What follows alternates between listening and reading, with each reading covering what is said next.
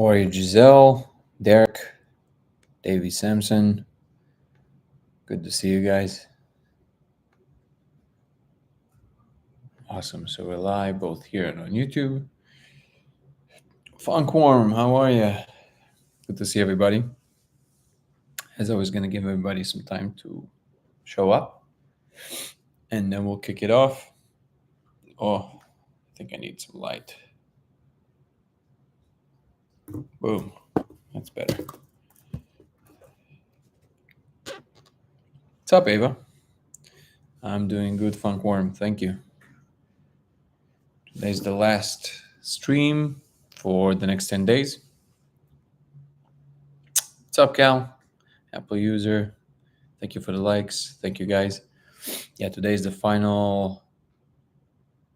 Oh, I'm going for a meditation retreat. I'm going for a Vipassana retreat for 10 days. Should be back by August 4th, and then we'll reconvene. I'm planning to stream daily, so that's the only reason that I'm stopping. Today we might have a guest, which should be fun. Thank you. Thank you so much, Cal. I appreciate it. Yeah, it's going to be my, I think, 9th one or 8th one. No, I think 9th one. But the last 3 I volunteered, I served. So I didn't actually sit the full course. So this is going to be, I haven't set one officially in like 2 years, I think. You broke my reality with your videos. It's been interesting. I hope in a good way. This is a space that I'm still gauging. Are they nearby or are you traveling?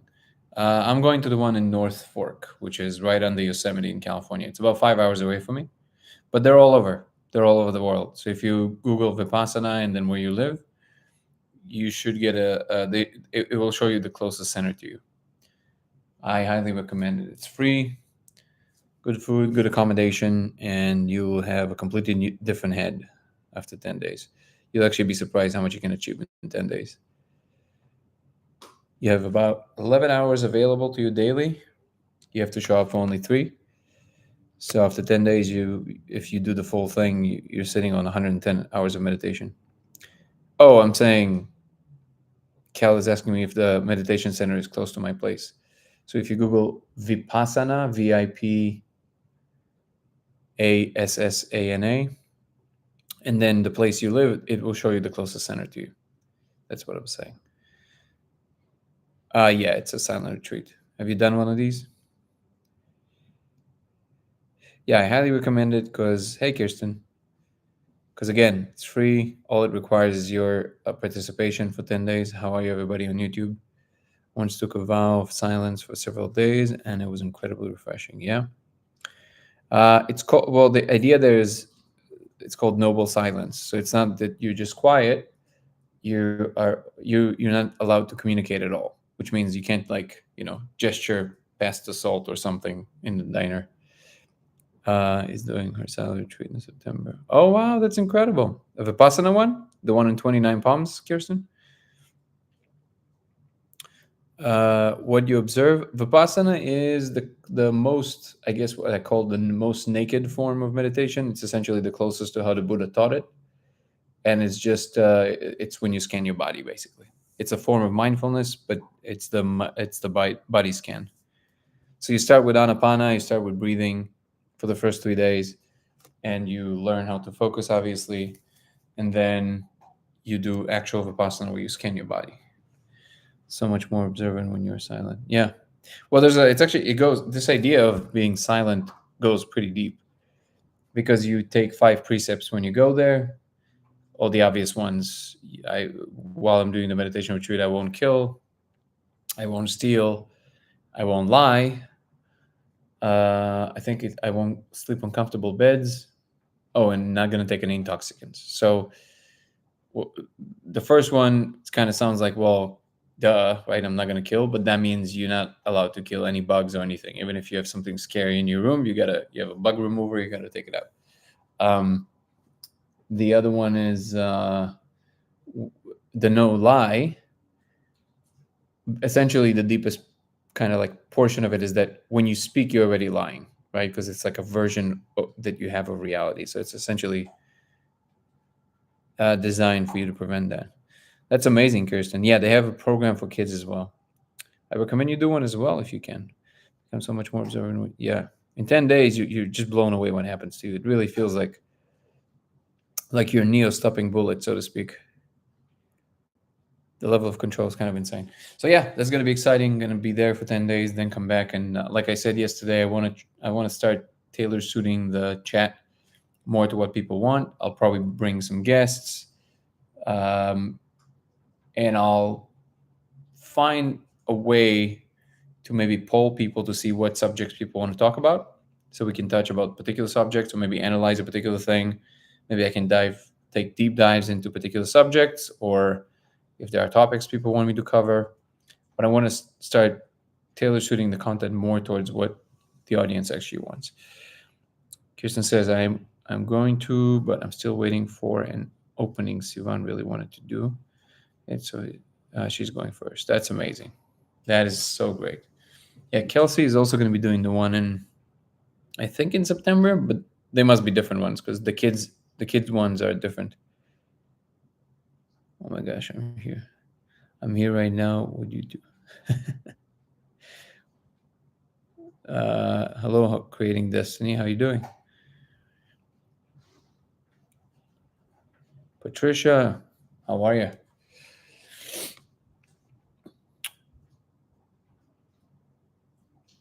Okay, so I think we can start. I think most people here today are regulars, which is amazing. Oh, how are you TikToking from the subway exactly? You guys have pretty good reception there. What's up, Patricia? Um, but to all the newcomers, whomever you are here in the chat, this channel usually revolves around the simulation hypothesis. My name is Danny, and I'm claiming to have found proof that we live in a simulation. And we meet here daily to chat about all kinds of interesting subjects like physics, philosophy, religion, spirituality, and so forth. East Side, Tennessee here. What's up, Funkworm? Yeah, we were talking about it with Mr. Beastness, how much I like Tennessee. What's up, Mama Bean? Welcome, welcome. Thank you for making it, Stephanie, on YouTube. Glad you're here.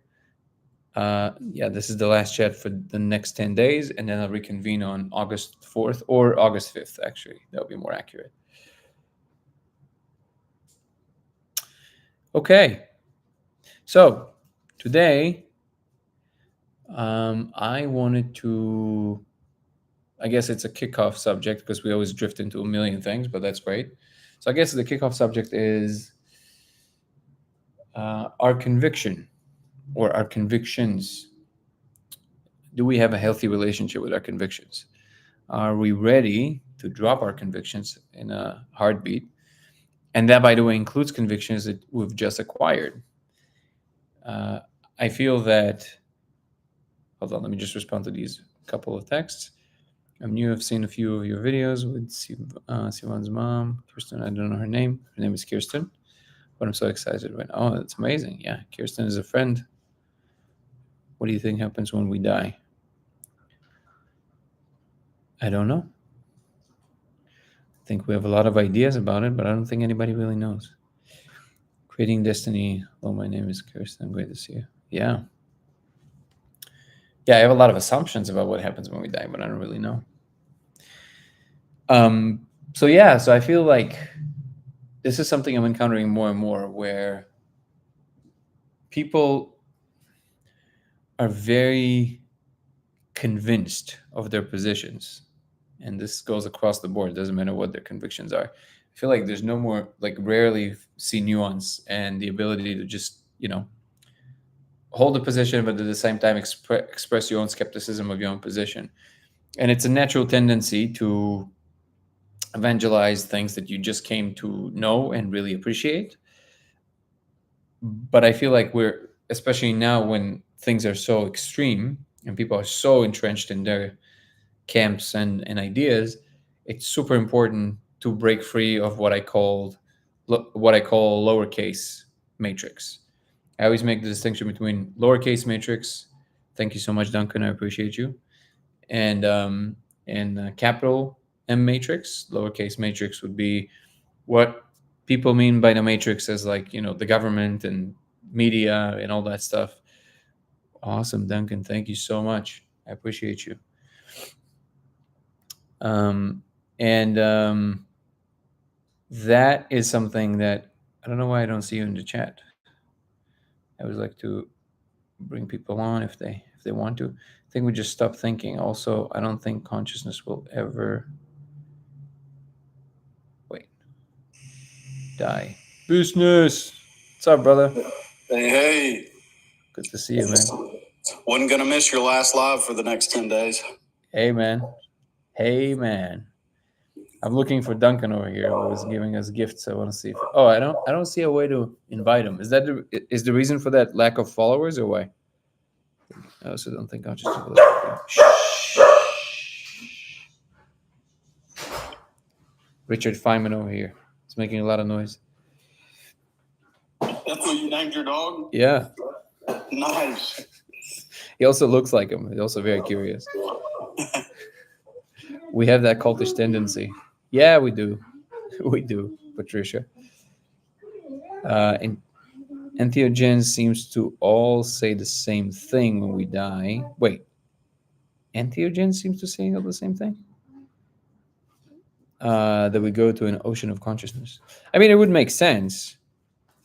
I just feel like whatever it really is, I for some reason I'm having a hard time believing that we have anything to say of it that is truly of value.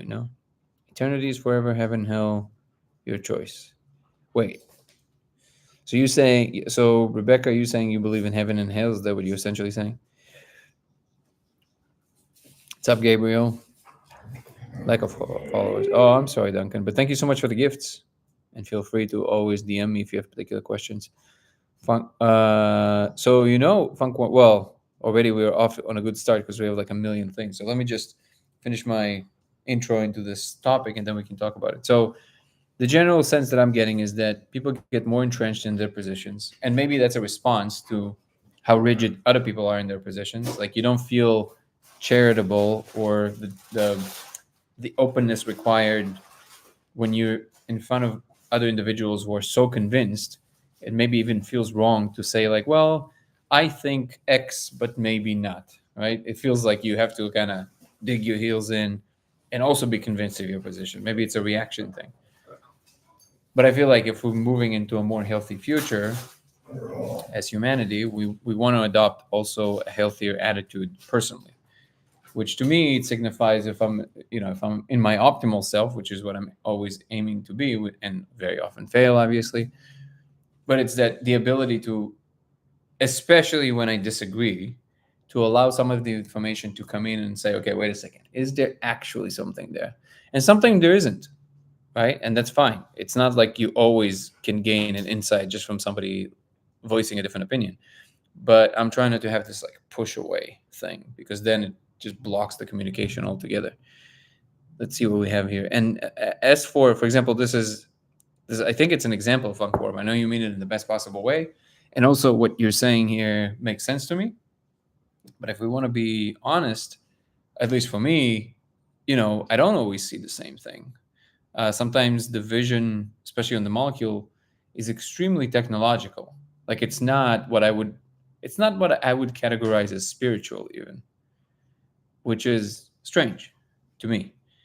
This question, and by the way, this was a very common, when Strassman did his studies in the 90s in Albuquerque with the molecule, what I just said was a very common experience where even if people were religious, rarely did they see something related to their religion, like angels or something like that. They mostly saw extremely technological things and more aliens than angels, right? And all of a sudden now there seems to be almost like a fashion to talk about it as if it's all just like spiritual stuff, which at least on the molecule, I can tell you, it feels less that to me. It feels more technological. So I'm not so sure that we quite understand what eternal consciousness means, what becoming part of the ocean of consciousness means. I'm not so sure we understand these things. Have you ever studied near-death experiences? No, I was never drawn to them. These things never interested me, to be honest. I'm now more open to them because I understand that there's actually something there.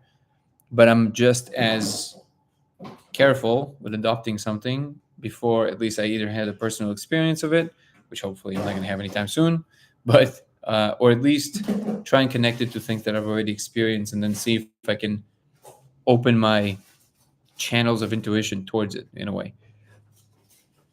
To transfer consciousness, the actual consciousness would be lost.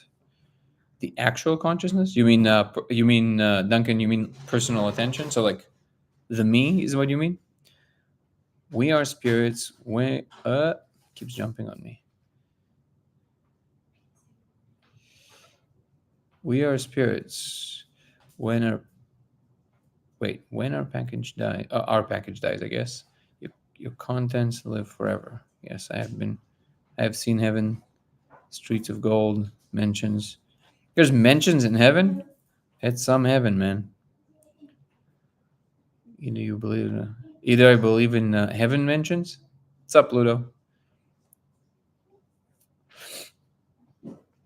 Do they have realtors? Because the business is in the business of real estate, so maybe we can set them up with a gig in heaven. Have you read Robert Monroe's Journey Out of Body? No, but I've recently been diving more and more into his stuff, and I've done the tapes, which I have to say is very interesting. When you actually do it, it's quite interesting.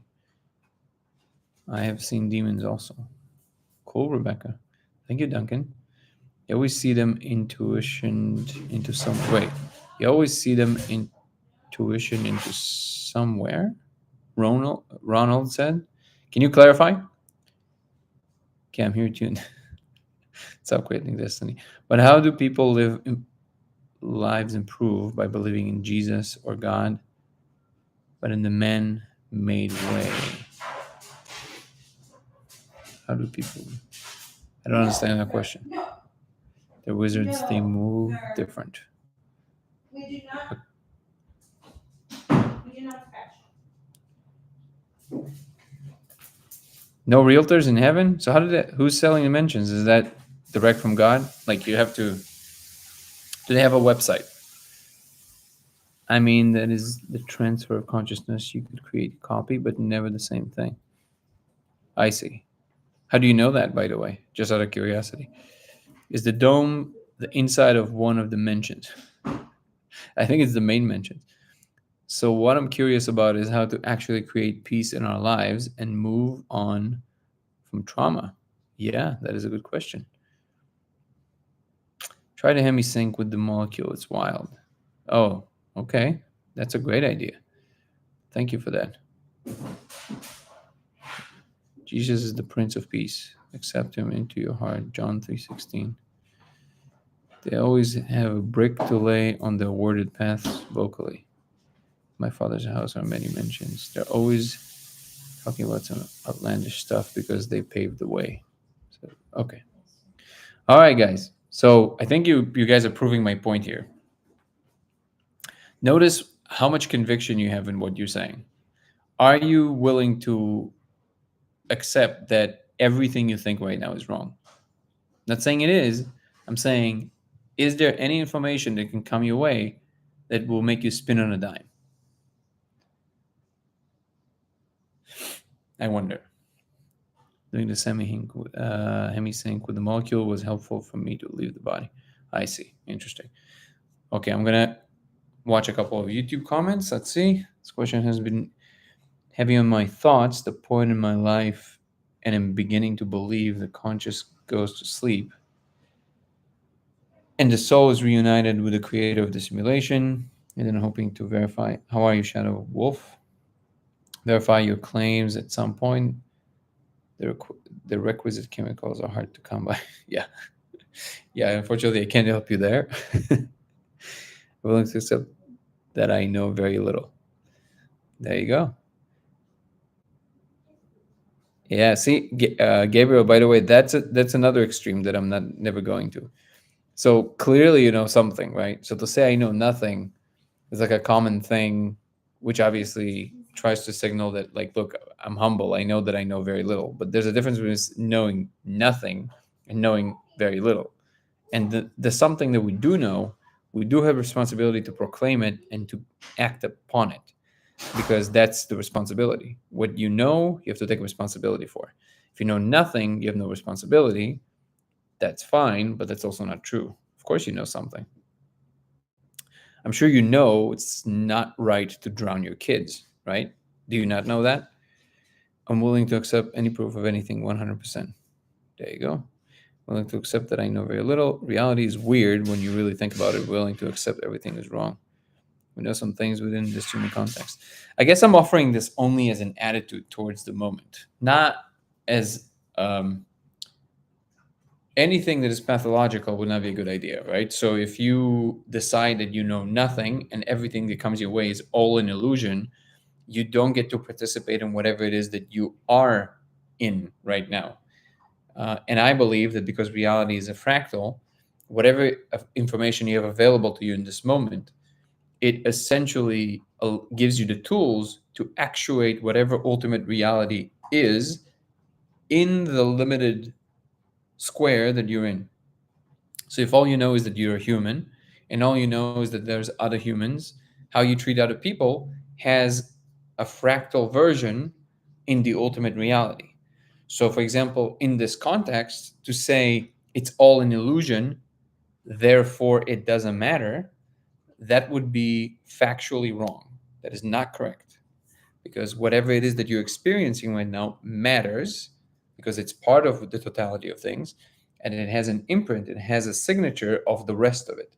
And you can only take responsibility for the things that you understand and know. You have to act according to that. So as above, so below, right? That's the idea. And I do believe that that's how it works. And because of that, when you start moving through the levels and you start understanding more things, if you get too bogged down by what you think you know, you're basically limiting your own growth, because you're saying, no, I know this. Yeah, but okay, but now they're giving you a bigger picture. You know, when you learn in school about some fundamental things, and then you go to college and you study something that is more advanced, it almost makes what you studied in school a lie. But it isn't a lie. It was just an incomplete picture, right? So now you know more. So now you have to take responsibility for that. And I think that's true of our universal growth as well. Hey.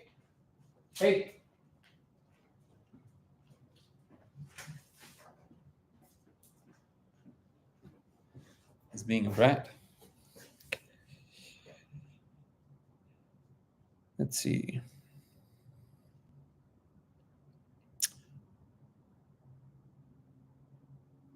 We know some things in the context of being human. Yeah. I know I have intuitions that seem right. There you go. You got to follow these. Internal knowing is different than having to prove it to others, losing to the need to prove. I agree that it's different. I think they're part of the same puzzle. So I'm sure you heard me give this example before with when you walk into the apartment and you smell gas. The fact that you know there's a gas leak or you left the stove on is absolutely 100% correct in that moment, right? You either know or you don't. And that's because you have a sense that can sense it. You don't know how much gas there is in the room, but you know there is, and you know with certainty. Or you know you have some kind of a condition in the brain. I don't know, a stroke or something. Even though that's supposed to be burnt toast or something, I don't know. But the more likely explanation is that there's a gas leak or something, or you forgot the stove on, right? So you know there's gas. That's a fact. Even though I guess you can call it intuition because it's just a knowing you have a direct experience of something, right? But then if you want to know specifics about how much gas there is, what kind of gas, all that stuff, you need science. You need to measure. And I think they're part of the same equation. And I think ultimate reality is also like that. We first know some things intuitively because we either experience them or we sense them deeply. And then if we want to know more, we actually have to investigate. And they're part of the same process, I believe. I don't need proof of anything. I only want to experience full peace and provide that for my kids. That's incredible. I love that. Ideally, I'd love to teach others. They only need themselves, but I'm not there at all, even for me. Full. Yeah, well, there's some wise words there. While conducting the laser experiment, have any of the entities indicated they were aware of the experiment or characters? Oh yeah, they essentially, like, I believe that they're the ones that actually provided the hints, or some of them did. I'm sure that they have maybe differences of opinion sometimes. It's not like, a unified collective, even though they are a collective, but they don't have the same idea about everything, just like everywhere else.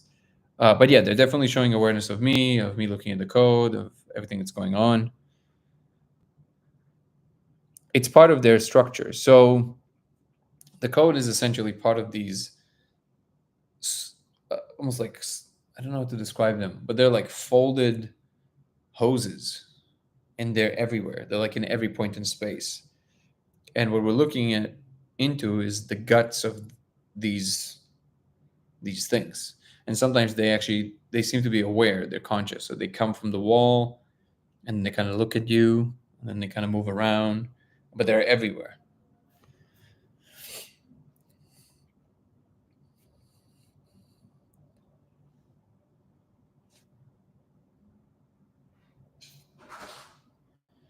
In the human context, like an old Windows screensaver with the pipes, something like that. Yeah, the volume keeps going out on me. Oh, I'm sorry, I'm not sure why that is. Everything seems to be okay on my end. Why your science is interesting? At the moment, so this channel is mostly around the simulation hypothesis. My name is Danny, and I'm claiming to have found proof that we live in a simulation. And usually we talk about science, religion, spirituality, and philosophy. And right now we're talking about convictions, how convinced we are of things, and how strongly we hold on to these beliefs. Okay, awesome. Maybe it's the simulators. So, for example, the worldview we have paints everything we believe is happening entirely. If we have more religious beliefs, obviously everything we're going to see is going to be interpreted in this context. And the same goes for, sounds like I'm in a good company. Yes, you are. And I also think science is interesting. And I think that whatever the ultimate reality is, right, the answer will never be through one modality, because it would have to include all modalities. Like, no matter how far you go with your scientific understanding, the technical aspect explanation, which is, how things move, how long ago they begun, how things interact in a physical way. And by the way, even when you get to the more, out there esoteric hypotheses, string theory or gauge theory is not, it's much more mainstream, but even in these like crazy concepts, you're still talking about some kind of a third person description of the thing. What is always being missed, at least at the moment in science, as far as I can tell, is that whatever the answer at the end, you will have to include consciousness in it, because it's part of the picture. And it is a mistake to say, well, we understand that this part of the brain generates this type of experience. All you see is a correlate between an activity in the brain and the type of experience that the person has, but it does zero to explain what is this experience itself. Ultimately, if you want to get to the answer of everything, which is what science is trying to do, or physics at least, you can't have any explanation of everything without including consciousness. So whatever the answer is, we'll have to include what it feels like to know almost everything or everything. And that ultimate knowing, I guess we can call it, God or whatever, has to be included in the ultimate picture.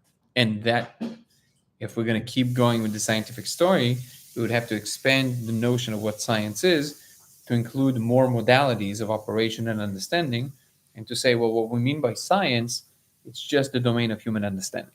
That's it. It doesn't matter how we understand or what. It's what do we understand to be true about the world.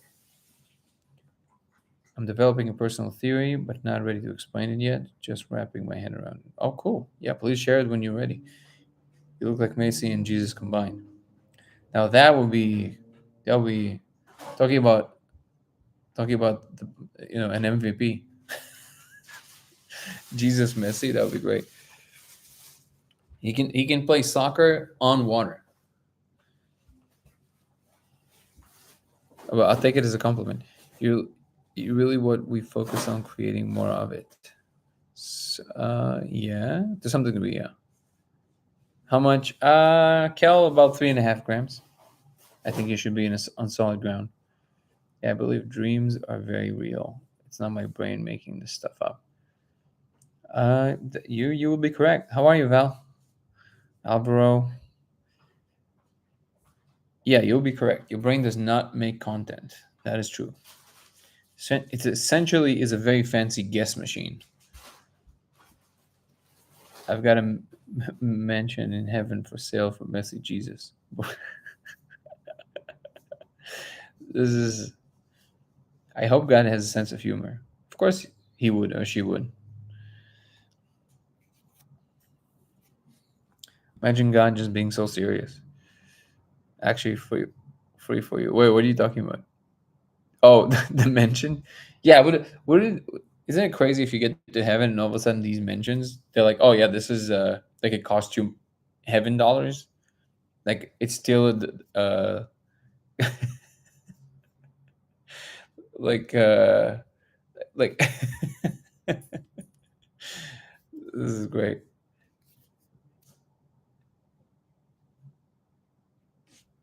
Let me grab my water. Look at his collar. Oh, took some.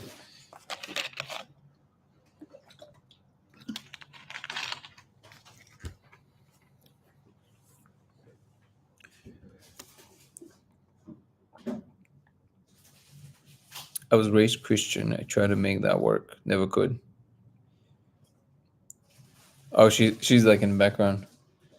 I don't know if she can. No, she's like doing the dishes right now, or whatever that is in the kitchen. This it. I don't know. This is I think from Trader Joe's.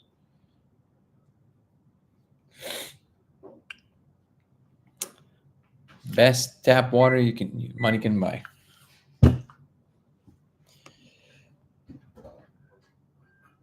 Thank you for sharing. Science is interesting. Are you? All right. Were you born into the Christian faith, or is something you've adopted over time?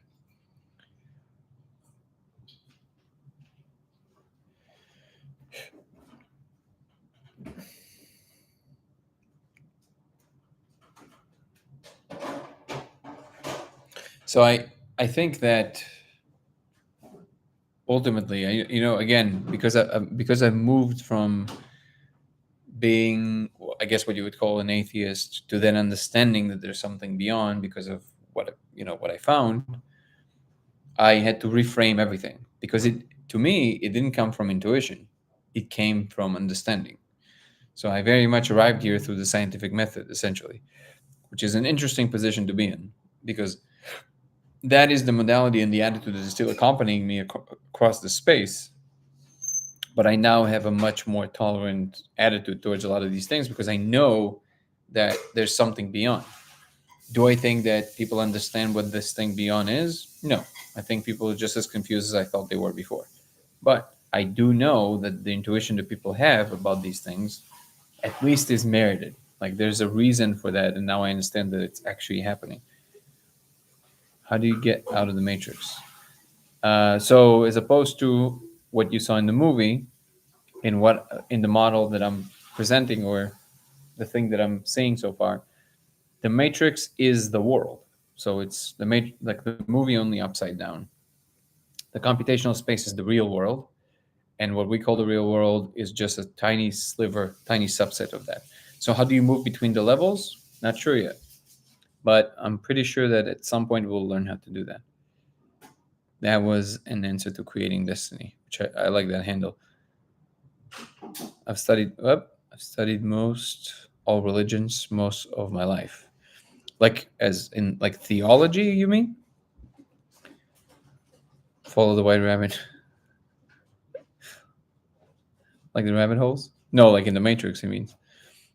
I used to grow fungus and plant Plan too soon again. It's quite the experience. Oh yeah. Our higher selves are playing game of The Sims. Basically, yeah. Oh, you never seen The Matrix? Interesting. So, do you know anything from The Matrix? Do you have any Matrix references whatsoever? Imagery, anything? So, journeying outside of the body is a way to have direct experience of the afterlife. How do you know that it's the same place exactly that you go after the afterlife? Matrix is the best movie ever. It's definitely one of the best. I would agree with that. Okay, well, Creating Destiny, if you ever try the experiment, you're going to be a good candidate because most people say that people see what they see because they've seen the movie. So it's always good to have someone who's never seen the movie. They think they're Agent Smiths in a simulation like The Matrix. I think they don't need Agent Smiths because the software itself is registering everything in real time. Like it sees everything. They've now...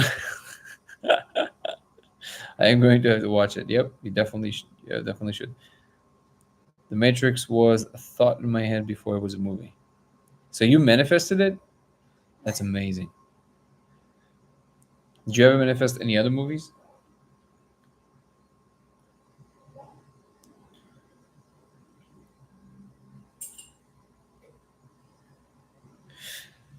So I think the reason that I wanted to talk about the subject today, by the way, is because so often people, now it's so easy to find people criticizing other people for any numerous reasons, right? Politicians, people that are famous, blah, blah, blah, blah, blah, right? And then I realized that a lot of these criticisms, they're just based on actually not realizing certain things about what the trajectory of a person through their own belief systems and convictions and what they were saying throughout their lives means for the rest of their lives. So if somebody tends to act one way till the age of 50, the chances that all of a sudden they're going to start doing something else because they've acquired power, let's say, is very low. And I think most people don't really see that because they think there's like an immediate suspicion of either power or money, which sometimes obviously it's merited because people with money and power, they conspire and they want to pull the strings just like everybody else. But I think there are good players in these spaces, and people kind of miss out on that because they're so convinced of the ill-intended kind of attitude towards life from these people.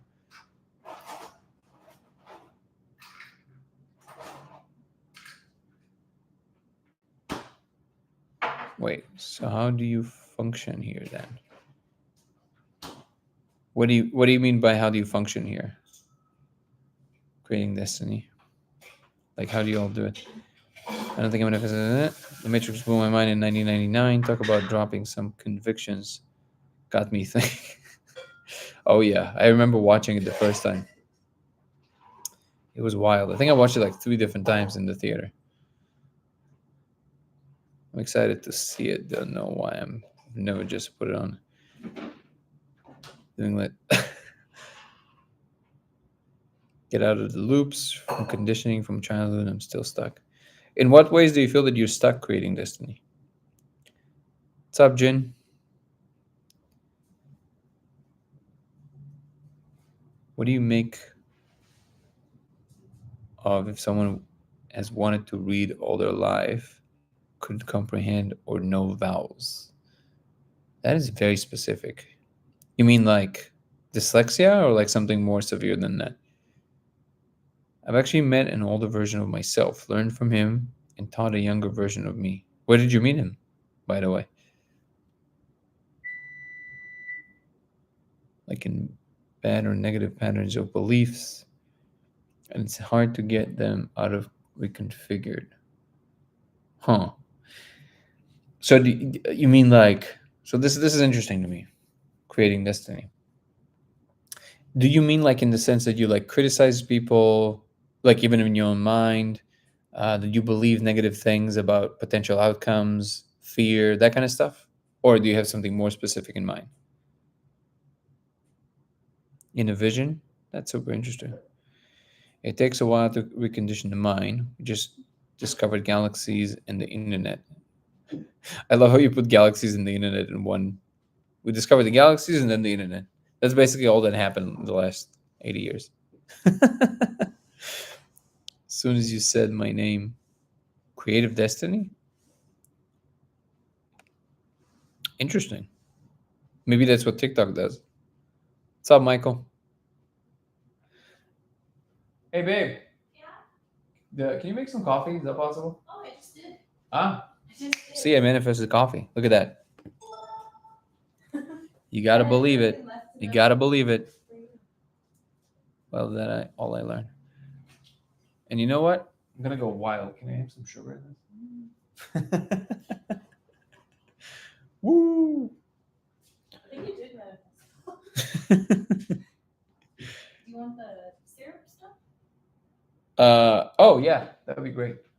And actually, then after you put the syrup, then put like 50 ice, and then make it iced coffee. Okay, let me see. Okay, I exited and came back. So I mean, like I have beliefs about myself. Okay, are these beliefs like like things that tell you to harm yourself, like something that bad, or beliefs that you're not enough, things like that? I'm not just drilling down. I really want to see if we can maybe have some insights here together. I experienced my death also. It was the most humbling experience I've encountered. You want to tell us more about that? That's interesting. 21 plus days of repeated tasks to make a new habit stick. Well, guess what, Jin? This live session is number 22. We're exactly after 21 days. So I guess we broke some kind of a thing. And it's interesting because tomorrow I'm going on a meditation retreat. Thank you, baby. So, oh, no, it's fine. Thank you.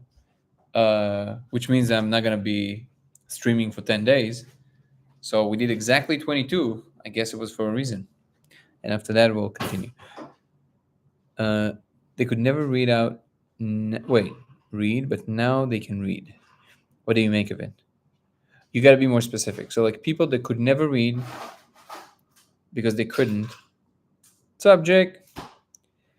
And now they all of a sudden can read out of nowhere.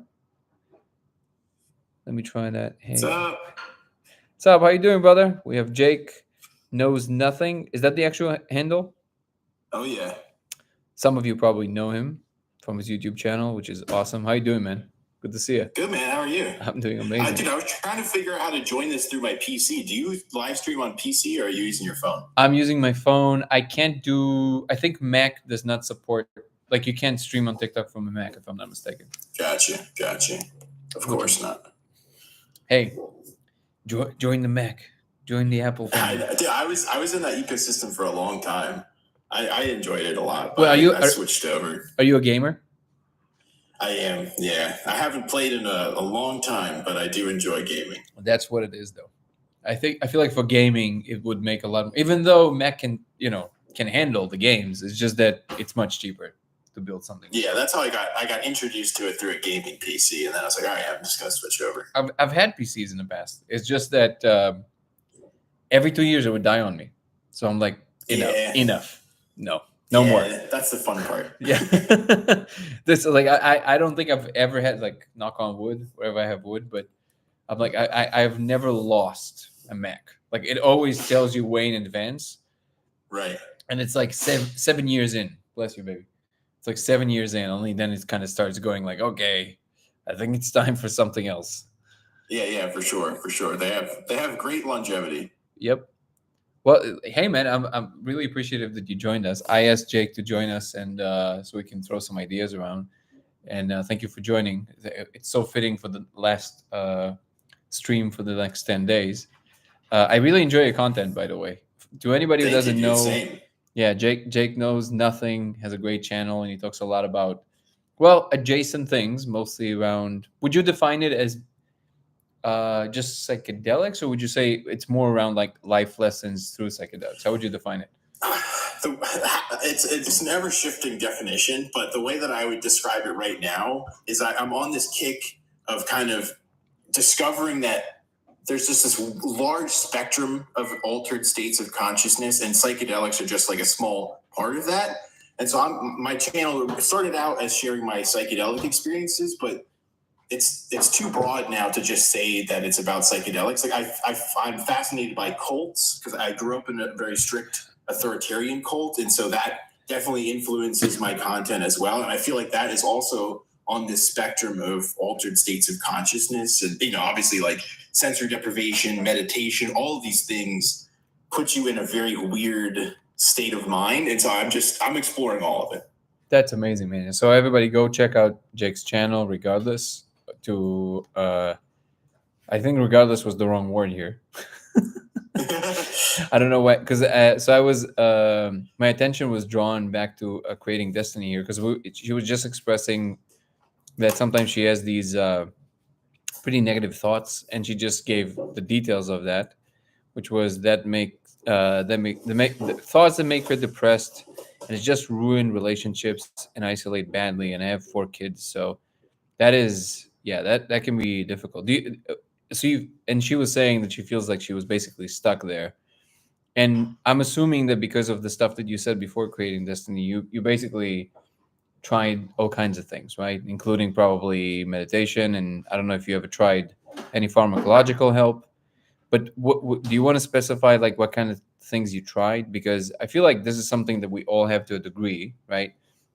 And it's just a matter how pronounced it is in our lives. I feel like, I knew a couple of people in my life personally with full-on schizophrenia. And I feel that that's just like a limit case. Like that's like paranoid in the limit, right? It gets so crazy that they actually like hear like external voices or visuals. But I feel like we all have a version of that. The extent to which we allow it to influence us, and it's really what will determine whether it plays a major role or not. Because I'm sure that the negative voices in everybody's head, some people just somehow found a way to just not believe it, essentially. So I would love to see if you have, first of all, if you tell us like what you actually try. Have you ever tried any pharmacological helpers of the flavor that, let's say, Jake would have on his channel? Versions of my life. And I wanted to ask you something specific, brother. I just want to see this one. I want to make sure I'm not missing anything of in the comments real quick for my eyes seeing different outcomes. And you have fans here. The Beastness says he loves Jake. Hey. I love his channel too. 7 of the stars, yes. Yes. What I was okay, let me see. Really okay. Okay, I think yeah. So we're gonna address Creating Destiny, and then we'll move on with our conversation. I've got not tried enough. I probably honestly need to be on meds or meditate, and I don't. So the one thing I would tell you, obviously, it's difficult to resolve in like a live chat, right? But if I have to give you like a real advice, so I've done quite a bit of meditation in my life. One of the difficulties with meditation is that the bar is pretty high, in the sense that truly understanding what meditation really is, you really have to. There's no other way. People say no, you can do it yourself. I disagree. If you really want to like really meditate, you have to go for this a retreat or two. Otherwise, it's very difficult. With the life that we lead in the Western world, it's very difficult to truly sink in and understand. And it's very easy to delude yourself that you can.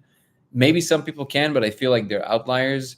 If you, again, the thing I'm going to tomorrow, which is Vipassana, I highly recommend you do at least one of them. It's free. You can sign up. It's everywhere in the world. You just Google Vipassana where you live. It's going to show you the closest location. The reason I highly recommend it is because it's the most secular from all the traditions. There's no dogma whatsoever. They just teach you a technique, and you just repeat it for 10 days, basically. And, obviously you have teachers there. You come out with a completely different understanding of what's possible to actually do. And then you can do a daily practice to sustain it. That being said, it's 10 days in which you have to take off your life and all that stuff. So the bar is pretty high. it will take a while before you start truly feeling benefits. I feel like I feel like most of the benefits that people feel on it is people who don't do it like seriously on the level of like meditating 2 hours every day, is more like the little dopamine spikes they get from talking to other people who also tell them they meditate. I feel like that's really where the thing. It's true that you will get a little bit of a better relationship with the self and your thoughts and all of that if you focus on your body for 18 minutes. This is actually pretty well researched. So like if you just sit at home and it has to be on average about 18 minutes a day, and you just pay attention to your body. Don't worry about technique, nothing. Just pay attention to your leg, pay attention to your head, pay attention to your hands. And every time you get lost in thought, just go back to feeling your body. And again, don't worry about specific techniques now. If you do just that daily, that should create a little bit of space between some of the invasive negative thoughts you have with something else. But if I have to be really honest, if it's really bad, I think even like obviously you have to consult like a professional, but antidepressants are not a dirty word. Like if it's really bad, that can actually change your life. It can give you enough of a baseline to operate from, and then go from there. But I would also obviously recommend if you are open to it, I don't know if you've tried extensively, but with someone who's experienced, to go full on into like a mushrooms thing where you do like full thing back to back, a good like day of it. That I think will actually make a big difference. Wait, why is it telling me that? That would actually make a big difference. So that would be my advice, like for real. But again, if you want deeper advice, I don't mind looking into the details and maybe even pointing you to some people that I know that can potentially like give you a better, like a more professional advice for free. So you can always either DM me or email me to lasersimulationx@gmail.com. Again, it's lasersimulationx@gmail.com. And if you will, I'll be able to respond in August, after August 5th. So that will be for that. Now I'm with you, Jake. So tell me a little bit. So first of all, aside from the fact that you have very entertaining videos, and I really love your attitude towards it because it's very humble, but at the same time, you don't, like I saw some of the comments you made about, people who really think great things about Terrence Howard. And this is not to one way or the other to voice my opinion about Terrence. I spoke about that enough. But I like that you keep this middle ground. Like you're very entertaining, you're very humble, but you're like, hey, you kind of like, you call a spade when you see it. That's, you don't shy away from that. And now that you told me that you grew up in a cult, I feel like, and you correct me if I'm wrong, but it feels to me like the knee-jerk reaction is always there to be like on the lookout for like this very strange thing where everybody all of a sudden captured by this something shiny object, and it's almost like whoa, relax. And I feel like I'll let you talk about it, but like I just want to share that I have a similar allergy to, I guess, a similar thing, even though I never grew up in a cult or anything. But I always have this image. There's a very scary image to me in which when too many people are into something, all my alarms immediately go off, because I always envision this thing where everybody is just kind of walking like this towards this shiny thing and they just walk off a cliff. Like that's the vision that I essentially have. You know what I mean? Right. So, yeah, dude. So how I would describe it is like, it wasn't something that just came naturally to me after leaving the cult by any means. It took years and years of developing a sense of critical thinking, because that isn't something that I was ever given or taught how to do in the cult. Everything in religious cults is designed to brainwash you out of having a critical thinking mind and having these like truly being able to assess the things that you're taking in. So I would say that I went through a long period of years where I was falling into all the rabbit holes. I was going down all these different cult-like ideologies because I was very susceptible to them. And so it's taken me a long time to train my mind differently and really, really look for those concerning things, like you said. And I think I've stumbled on this. It's really based on emotion. Like emotion is able to override your ability to critical think. And then there's this weird phenomenon that happens where people, I describe it as lending out your critical thinking. Like it's hard to do it. It's definitely not the easy road to take. It's far easier to just sit here and listen to someone and be like, oh yes, like you have all the answers. You can do all this thinking for me. And that is precisely why I stepped in on this whole Terrence Howard situation, because ultimately I don't care. I really don't care about any of this stuff. Like, I'm just interested in talking to like-minded people and learning new viewpoints and sharing what I have, gone through, in the hopes that I meet someone else who's gone through that, and then maybe they'll feel a little bit less crazy. But this Terrence Howard thing, the reason why I came in pretty hard on it was because he was affiliated with the cult that I grew up in. Like, I've known about Terrence Howard and his theories for a long time, because when you're in a kind of like a strict cult like that, they really glorify any sort of celebrity or popular person who's affiliated with them, because there's not much cool shit going on. So I knew about Terrence Howard early on, and I thought he was like, a cool actor because he was associated with my cult. Wait, what cult is that? I had no idea. What? The Jehovah's Witnesses. It's Oh, like a very really? strict authoritarian. Yeah, I know. I had no idea he was a part of it.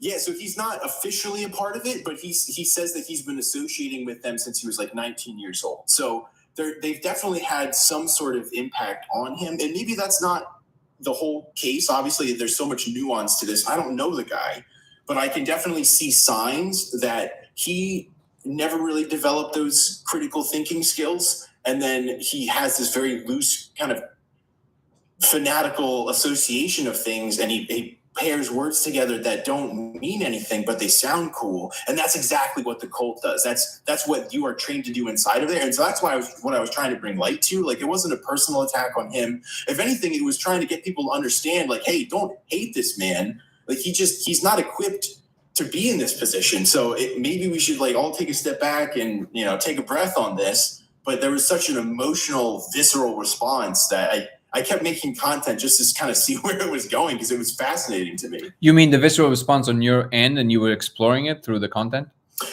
No, through the comments section. Oh, like I see. Audience. Yeah, there was like a it was wild response to it. It was so interesting to me as well, and I took away. So I spoke about it on the channel, I think, quite a bit. But the gist of it is that I took away maybe 2 or 3 main lessons from this. Because the trajectory that I've had is kind of like, I guess it's very predictable. It's the same one you would expect from most people that are even a little bit scientifically minded. Which the first one was like, wait, what? And then the second one was like, wait, why is this on Joe Rogan? And then why are everybody sending me this as if it's something? Like, what's happening here? And I'm talking like people that are even. There's the people that you would expect to send it to you, and then the people you wouldn't expect to send it to you. And I'm like, what? Like, am I in an alternate reality right now? What is going on? Right. And then I started kind of paying attention. And I have to be honest, I only started grokking the actual thing of it when I saw Eric appear with him. And I was like, oh, interesting. So first of all, because a few things happened after that. So before Eric appeared with him, you also had Billy Carson on. And I've heard of him, right? And I've seen him a few times. And people, like, years ago, they sent me some stuff by him. And I was like, I looked at the way he was talking, and like I gave it a shot. Like, I watched him for like 3 hours, right? And I was like, okay, he basically regurgitates YouTube videos. Like, he does not understand the first thing about the things he's talking about. If you would open one book on the subject, you would know that there's like one level down, it's already incorrect, right? So then I was like, okay, whatever. So I just kind of forgot about it. Then he also appeared on Joe Rogan. I was like, what is this trend? But then when I saw the conversation with Eric, I all of a sudden, what made me understand what was going on, that I saw a difference between him and Billy Carson. And the difference was, I actually saw that Terrence, against all the judgment that I've had, he really is trying to understand. Like, I saw that. I was like, oh, okay. There's definitely a narcissistic streak there, of course. But, everybody has that to a degree. But like that, like, I saw that it was like an attempt of like the trauma was kind of like peeled back, and I could see the little kid who just wants to understand. And because he's now given a real shot. So he's being handed a little stick to get out of the mud, right? So he's taking it. As opposed to what I see, or at least that's my opinion of that, I see Billy Carson doing, which is just, this is purely business. Like, there's no interest in like getting into something of true substance or understanding. There's just the need to appear interesting enough to sell grounding flip-flops, okay? Which is Right, a real right. thing on his website. And then I was like, okay, that's interesting to me. But the second thing that I took away from that, the first one, I guess, is that Terence is actually, which was a deeper understanding for me, which was what this revealed to me is that there's a deep thirst in the majority of the population for something truly novel and new. And because I guess I'm walking on this very fine line myself, which is like, the proposition that I'm putting forth. And then you obviously have both the enthusiasm and the criticism on the other end in all the communities, from the psychedelic community all the way to like now, like scientific community.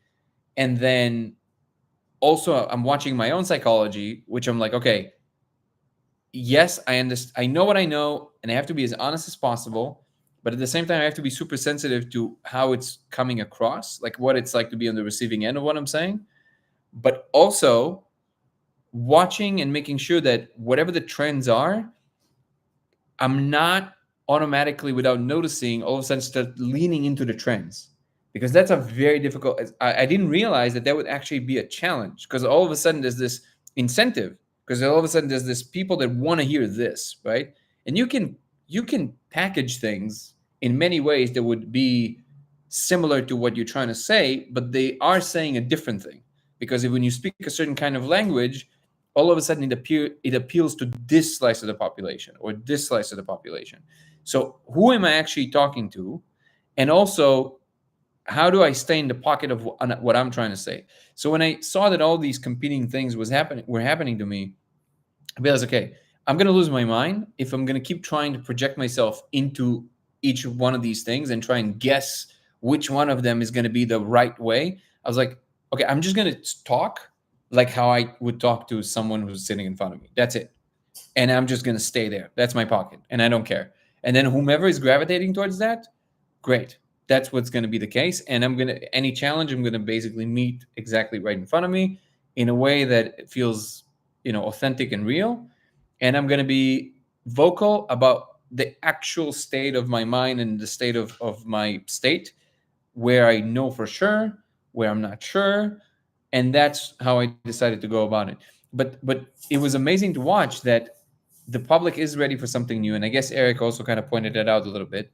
And I do think, which I didn't think that before, I do think it was like a takeaway from that conversation, that I do think that scientists, even though it's what I would consider is kind of like the more like along the lines of what I am, like I'm thinking more like that versus, anything else.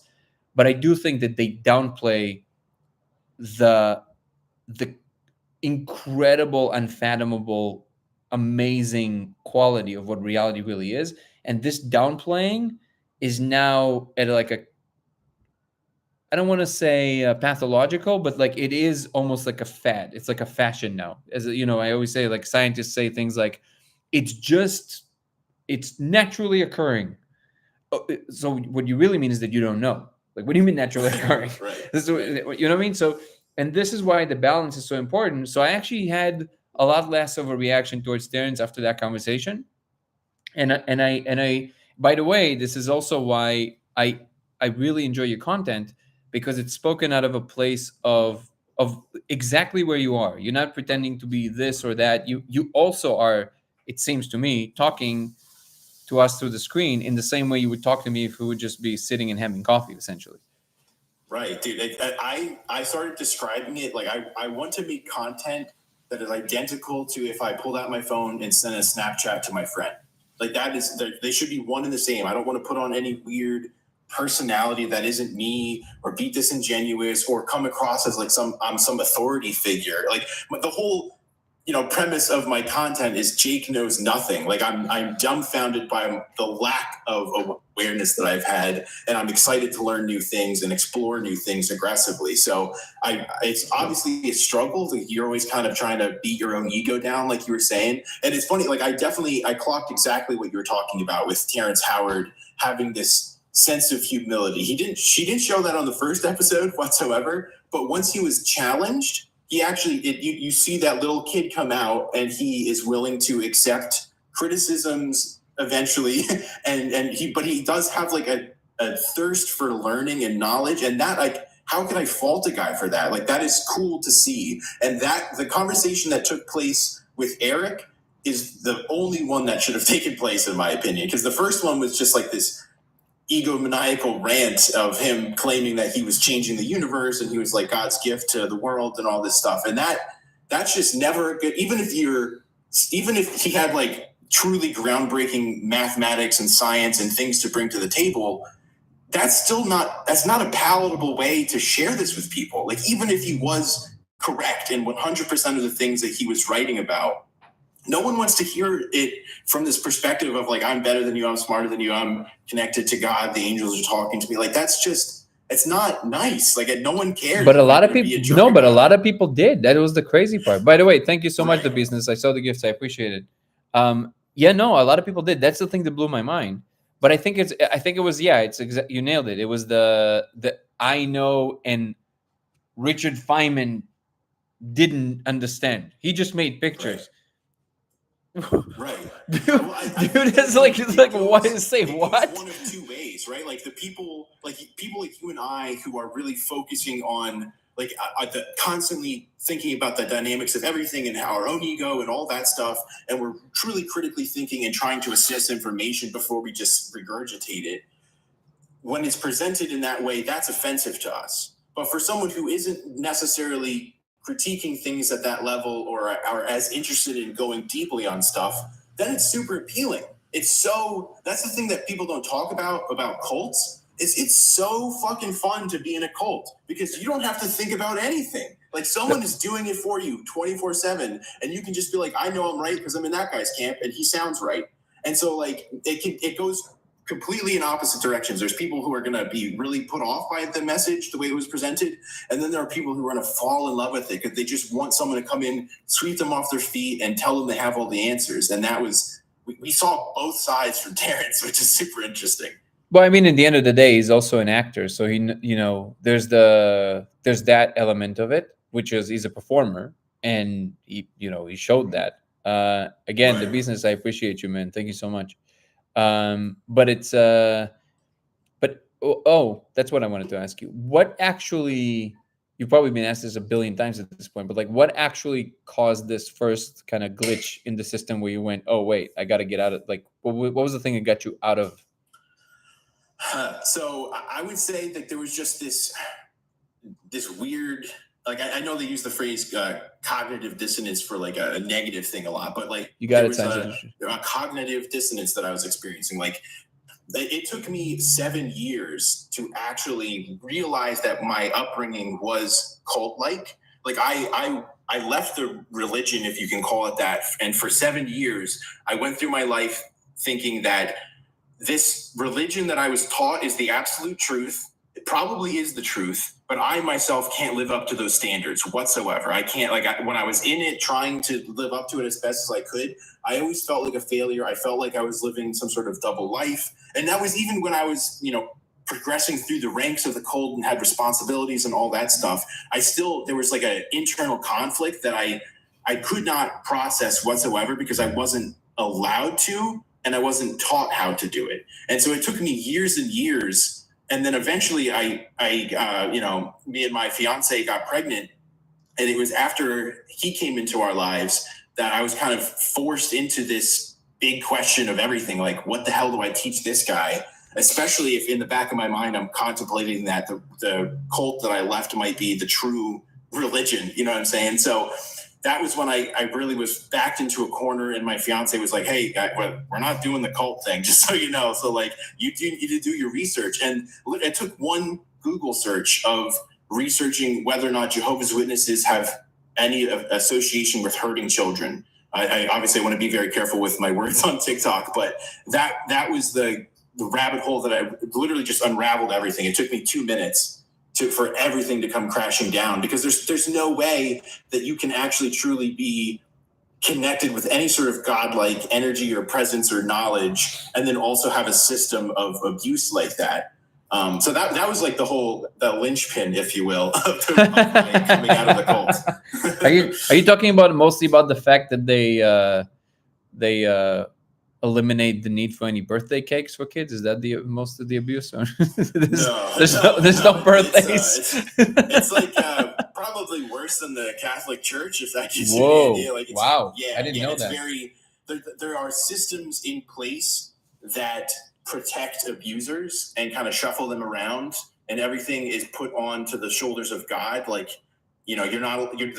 For a long time, you weren't even allowed to go to the police or anything. Like, it was kept hush hush, and the abuser was made to be like the bad guy in the situation. It's a really twisted. The abused, you mean? Cult. Yeah, the abuse. Yeah. The children were punished Yeah. for coming forward with abuse. And that sounds, this is actually goes back. By the way, Cal, I saw your comment before about the subreddit. Yeah, let's do it. Let me know what we have to do it, and then we can DM each other and we can figure it out. So this is interesting because it sounds like this whole.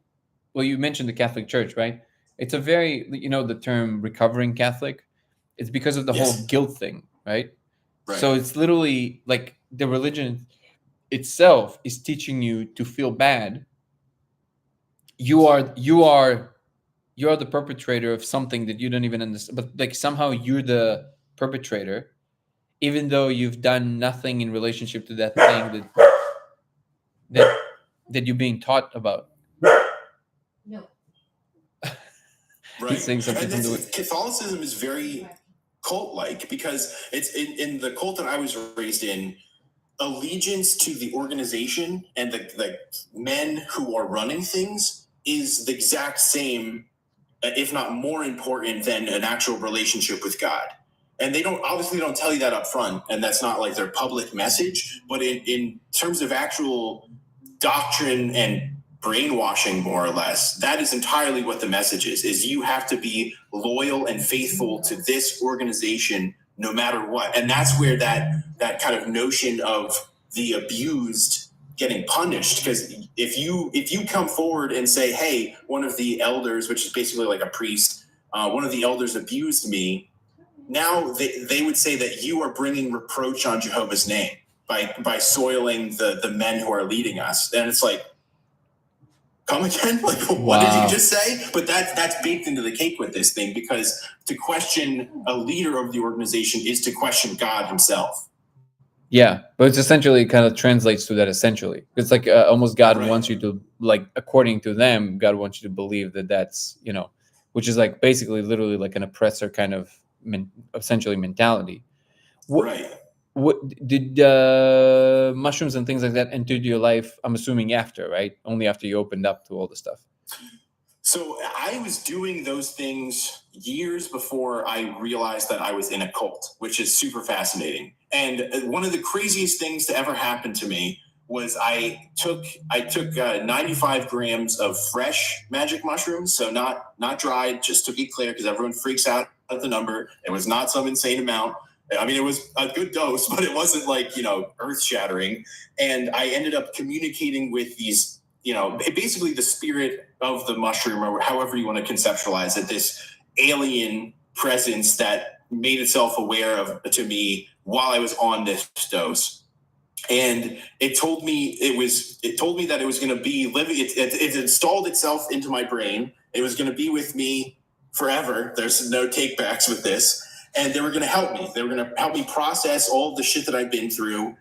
And they were going to prove it to me. And they literally, like, I saw a visualization of my own brain on the ceiling, and I could see the electrical flow of it. And then I could ask it questions, and it would change the electrical patterns on my brain as in response to what I was asking it. And then it told me to take out my phone and record the conversation. And so I record this conversation thinking I am losing my mind. And I have this whole dialogue with a mushroom alien or whatever. And then I immediately don't listen to that recording, because I was like, let's never talk about that experience ever again. Because this is, before I was really making content at all. But I went back and listened to that recording like a year later, and it literally predicted everything that had happened to me that last year, like verbatim. Like, it basically told me that I was going to, pull myself out of a cult, was going to reconnect with my dad, have all of these profound realizations. In the moment when I was having the conversation and I recorded it, I had no clue what I was talking about. But then, like a year later, sure enough, everything came true. Like it was like, prophecy within the context of my own life, which is really the only thing I could hope for. And that was a profoundly weird experience, because at the time I wasn't even on my radar at all that I was in a cult or that anything had been done to me. Like I didn't realize that essentially I had been abused my whole life. But it just wasn't at all. I would never have clocked that. But sure enough, these aliens, these mushrooms were telling me that this was what they were going to do for me. And then everything that they told me has come true. Like, I don't know. Wow, that is so wild. I don't understand how I even got here. That is so wild. That is, yeah, when things like that happen, I'm like, this, like, I'm amazed that this is not more like somebody's like clocking that data, because this is like proof positive, right? So like, I guess it's hard because you can, if somebody's just telling you the story, then the assumption is that how do you actually correct for people confabulating the thing, and how do they know that that's exactly what it was? It's so hard to test. But there are other things that I think are a little easier to test. Like, this is why now I'm more engaged with, like, I'm documenting every single, like, if it's crazy enough, the synchronicity that happens to me, I'm documenting it. Like I'm taking a picture, I'm like putting it in a folder. So later when I'm looking back at it, and I'm showing people, it's much more than just me telling them a story, right? But Right. And this is why now I started a new trend, because I'm trying to import the scientific method through and through, because I don't believe anything is outside of common sense. Like, even if it's the craziest spiritual thing, ultimately it all somehow binds together, right? So there's some logical trajectory that it goes through, no matter how unfathomable it is to us, it still does. So now I'm more in the habit of actually making small predictions, sometimes even publicly, to see if we can have a track record of like saying, okay, now this is my conviction before. So I can always point to it and say, look, I was talking about this, but very specifically, right? And then see if anything comes out of it.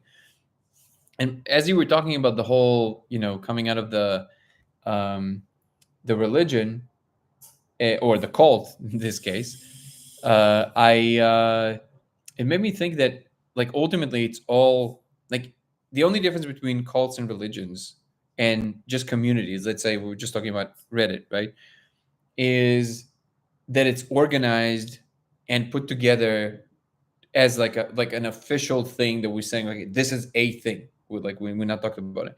But I feel like in general, when a lot of people have like a conviction of some sort, when they're defined as the people who hold this position or whatever it is, it automatically forms these informational patterns that kind of bind people together. And like you said, it gives you the feeling of like you belong, right? And I feel like, well, so for example, I don't know if it's ironic or not, because actually I think it was pretty predictable for me for some reason. I don't know why. But from all the stuff that I put out there, when I started talking about this stuff on Reddit, do you know the only community that ever like straight up blocked me? Like, when it was like, do you want to give it a guess? I'm assuming one of the psychedelic ones. It was the one that we can't name it, but like the name of the molecule. Like, that is the community. And then I was like, at first it was interesting, but for some reason it was almost like predictable, because I saw the type of people that is there. They're talking about like cults, right? And I was like, interesting. So actually what is happening here is that the people that define themselves, that part of their identity is, I'm this. Like, I never think of myself as a psychonaut, right? People kind of say that about me sometimes because I travel a lot, okay? But I never felt the need to call myself that, never thought about it like that. Just like, I'm just exploring this thing, whatever it is. But when people define themselves as something, as that, to them it's literally tied to their identity. So when you're coming with any kind of an idea that either questions what they're convinced about in that space that they define themselves as, or you're saying something that they like, for example, they like being the ones that kind of blowing people's minds, right? It's kind of harder for them when somebody comes in and is like, hey, here's a thing you had no idea about. So they go like, no. Like, we know, right? There's impossible. I know everything, right? And I'm like, dude, I've done it like 15 times. Like, wow, that's insane. Exactly. Try 1500. Right. So and then I was like, that's so interesting that we just do this naturally. And actually, when I realized that, it automatically inoculated me from having that strong of a judgment or like a reaction to it, because it's like, okay, well, I guess it's a natural human thing to do. Actually, the conversation that I started today in the chat was convictions and how strongly we hold them. Like, is it like with whatever it is that we have, can we drop it in a drop of a hat if the right information appears? Or how long will it take you to drop it? Or will you ever drop it? Right? And it's the hardest to do when you just discover the thing and you're super excited about it, because now you're in this positive trajectory towards it, like you're evangelizing it, right? You just discovered veganism, you just discovered this, you just discovered that. Yes. It's the answer to everything, right? You just discovered even much, it doesn't matter what it is, you just discovered it. It's like, oh my god, it's the answer to everything. And I'm trying to the extent that I can. If I don't remember the last time I discovered something like that, but obviously it does happen to me as well. About like, I'm trying to think of an example. I can't think of an example right now, but I'm sure it happened to me. But I'm trying, when it happens to me, to see if even on the up trajectory, can I like cap it if I have to, even when I'm just discovered the thing and it looks great, because that's actually very painful, because you thought this is this great thing, and all of a sudden you're like, ah, shit, okay, maybe not, I don't know. And then basically practicing to make this move of like the I don't know, while also not pretending to not to say, okay, if you know something, you have to also kind of stand your ground on what you know, because that's your responsibility. It's also something that I was saying in this chat.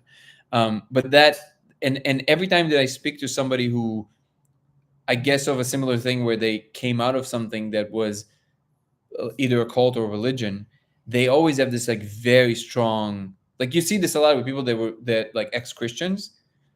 They have like this very strong reaction to, especially if they become like an atheist and they don't like go into something else that kind of takes their attention. They become so militant against anything that tries to like make like a new comment about whatever it is.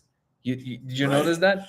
Oh, for sure. I've learned that anything and everything can become a cult.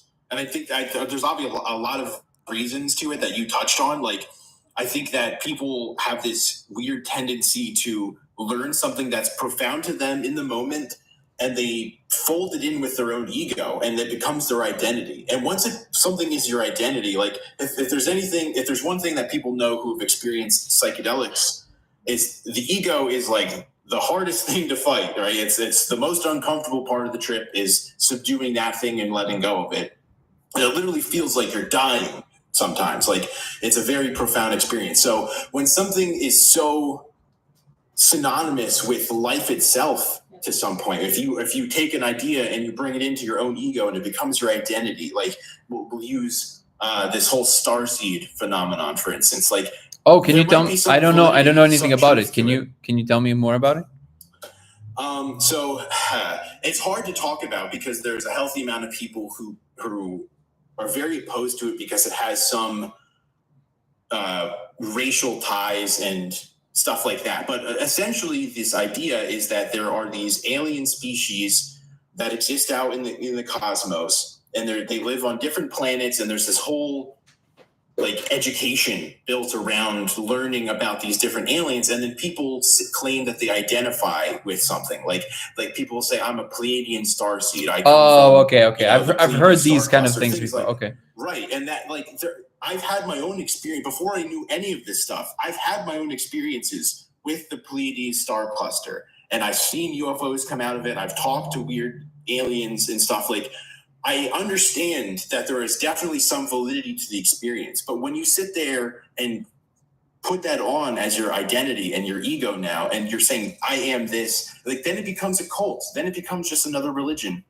And you can do that with atheism. You can do that with science. You can do that with any aspect of your life, because our egos are super powerful. And also, we are probably some sort of connected consciousness. There is some sort of beehive mechanism that we're operating under that we're failing to recognize fully.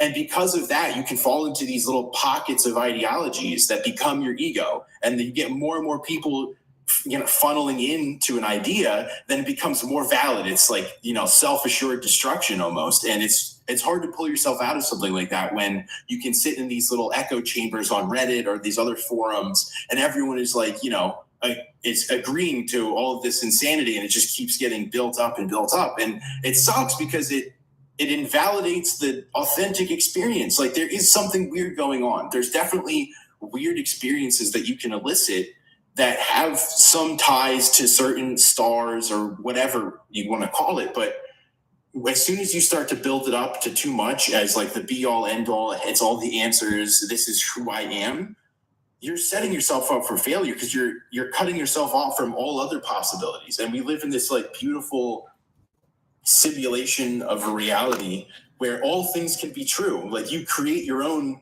reality. Like, just by perceiving it, you are forming your own little universe, and that's a super powerful thing. So it's super helpful to not, dig your heels into every single new idea that you have, and just consider all of them, because all of them might be a little bit true. Yeah. So I agree with all of that, and I would say that it's very close to my experience, that so there are certain things that become very obvious after you do it for a certain amount of time, like anything, right? So in this case, if we're doing the molecule, let's say, so there's a certain signature to the thing that you can kind of identify. Okay, oh, I see. Like, I know where we're going. Like, even if the content might change, I'm like, I understand where we're going. But at the same time, I also know that at any point, because it did it to me a few times, it can change itself entirely, but it also is a coherent thing. It's not like up for grabs, like the whole thing is just whatever you want it might be.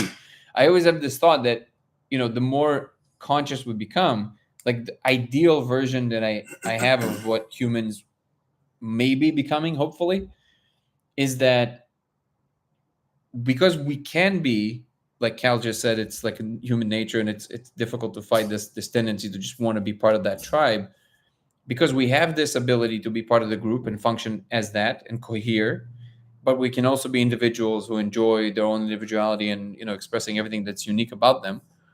The more we can do it consciously, like to choose to be in it, then you get closer to what I would call like a healthy society, where we're not just a hive mind or an individual. We are what's required, because each and every one of us is dialed into, I guess if you can say, what the universe is trying to do in that moment through you. And then if you need to be a part of this organization or a group that is doing this thing and it's very important, you consciously choose to become part of that and go into the hive mind thing. But then when you feel that the hive mind is maybe straying a little bit against what the inner intuition is telling you, then you go, whoa, like, okay, I got to pull back a little bit. And then maybe there's like a corrective mechanism there that is allowed to happen because of that thing. One of the biggest, I think, I don't know if I want to call it an oversight, but I do feel that most people are having a hard time seeing this. I don't know why, but very often we basically make ourselves special by claiming how not special we are. Does that make sense? Like, people say, so notice what people do, right? In the name of humility, what people would do, for example, they would say, well, there's certain levels maybe we're not meant to interact with. Like, we got to be humble. Like, maybe there are like aliens, and we got to pay attention to what maybe there's greater minds, they understand, right? And we don't, and we got to be careful, okay? And then at the same time, the same person will tell you, well, there's so much that animals understand about their existence that we don't. So, like, once again, somehow, here's a lesser mind, but somehow that is still more than you. So, like, it's almost like it completely, so you made yourself especially not special. And it's all in the name of this religion of humility. That's what I call it. It's like this inability to see that you actually have a responsibility here. And the vision that I always have is that we have certain abilities that we have to take responsibility for. We also, with these abilities, well, all the obvious abilities that humans have that animals don't, we have a responsibility to also make sure that we don't overstep our boundaries and do what we definitely have to answer for, which is everything we do into the planet. All that is true, right? But I always say if a meteor comes right now, we're the only ones that can potentially save the entire biosphere. We're the only ones. And I always have this vision of like, we're waking up in this weird bus and there's just like, craziness and the windows are flapping all over the place and we're in this weird desert and we don't know what's going on. And we're looking at each other like, what's happening right now? And then we look around and slowly the bus keeps going and we can't really see through the windows. It's kind of, it's kind of murky and we can't see. And then we're like, okay, and then we're trying to like come up with like ideas of what's going on. We don't know what's going on, and then there's other animals that just enjoy their time. They just walk around us in this bus and they just kind of like enjoy their time. And some people say, well, how about you guys stop screaming? Because look, the animals are just enjoying themselves. Can't we just sit and enjoy ourselves? And everybody kind of come and sit and just like, yeah, let's just sing and do that and stuff. And then somebody's looking in the front and he sees like nobody's at the wheel. And he's like, wait, I think this thing is steering this thing. And everybody are like, stop doing that. You got to follow what the natural thing is. You just got to come and sit and relax and enjoy. And you're like, no, I think we're supposed to drive this thing. And you're like, Right. No, just sit down. And the whole time they're hurling towards a cliff, right? And at what point do you stop pretending that you don't know what this thing is, right? At what point do you take responsibility for what you understand? And yes, you can, the second you're at the wheel, you also have the option to maybe actually drive us towards even a worse place. But at least you have a chance to maybe drive us towards a better place. And the ultimate oversight, the way that I see it, is that under the banner of this religion of humility, people downplay what we are to actually a pathological degree, where they say we somehow, they perceive humans as somehow outside of nature. They say like, that's not natural. Like, wait, this is nature. Right. Plastic, all of it, the nonsense of human beings, wars, all of it is natural, right? It's not a question of natural or unnatural. There's like a certain trajectory to things where they explode at the end, and certain trajectory to things where they build into something new. Because we're such a complex, chaotic system, we have the either fortune or unfortune to be in this seat where we kind of have to make these decisions versus just kind of looking at the world and see what happens. You know what I mean? So I always try to keep this line where, yeah, you got to be super responsible with what you understand, but also do not pretend that you don't know what you know, because that's also very important. So I think nature wants us to drive this bus, but it just wants us to drive responsibly. Does that make sense? And I would say to even further that point, you're driving the bus whether you like it or not. There is no getting out of the driver's seat. Like, you are always projecting your own reality, whether you like it or not, whether you recognize it or not.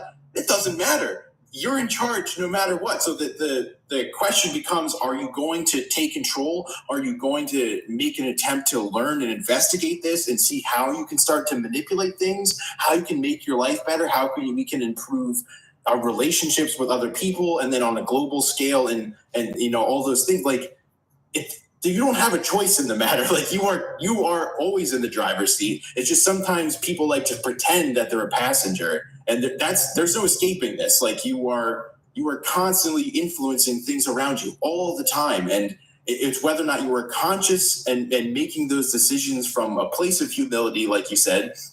And I totally agree with what you were saying about this weird.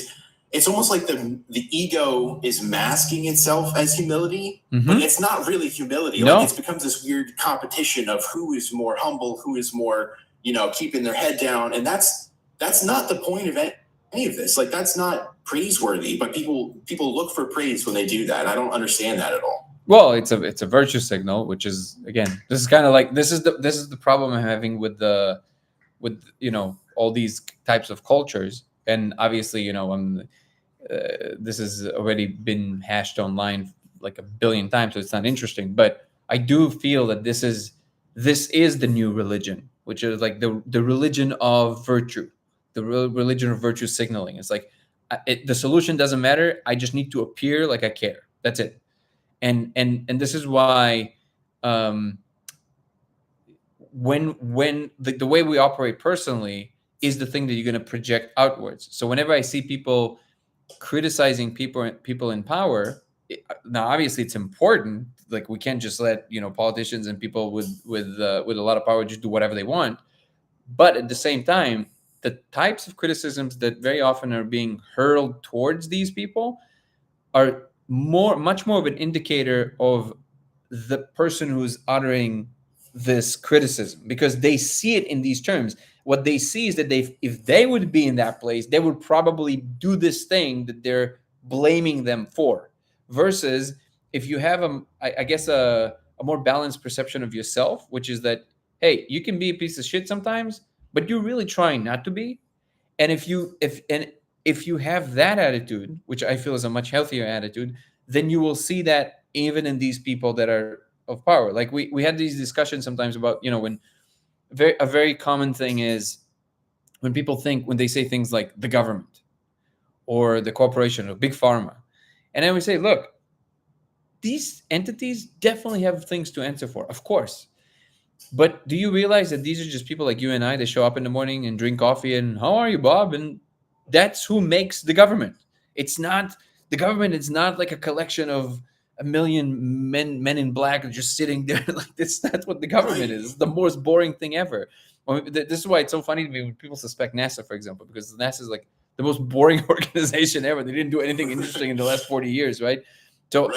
So that's the funny part, that the true shadow organizations, which I'm certain they exist, right? Of course, like why wouldn't it be the case, right? I'm sure there's some kind of a deep state thing, of course. And by the way, it's not even that crazy. It's just like some bureaucratic. It's just a bureaucratic entity inside that is invisible to you because it's so boring that it's invisible to you. But they're the ones that are pulling all the strings. So that's your deep state, right? And even the funny thing is that it actually takes your attention from the real thing.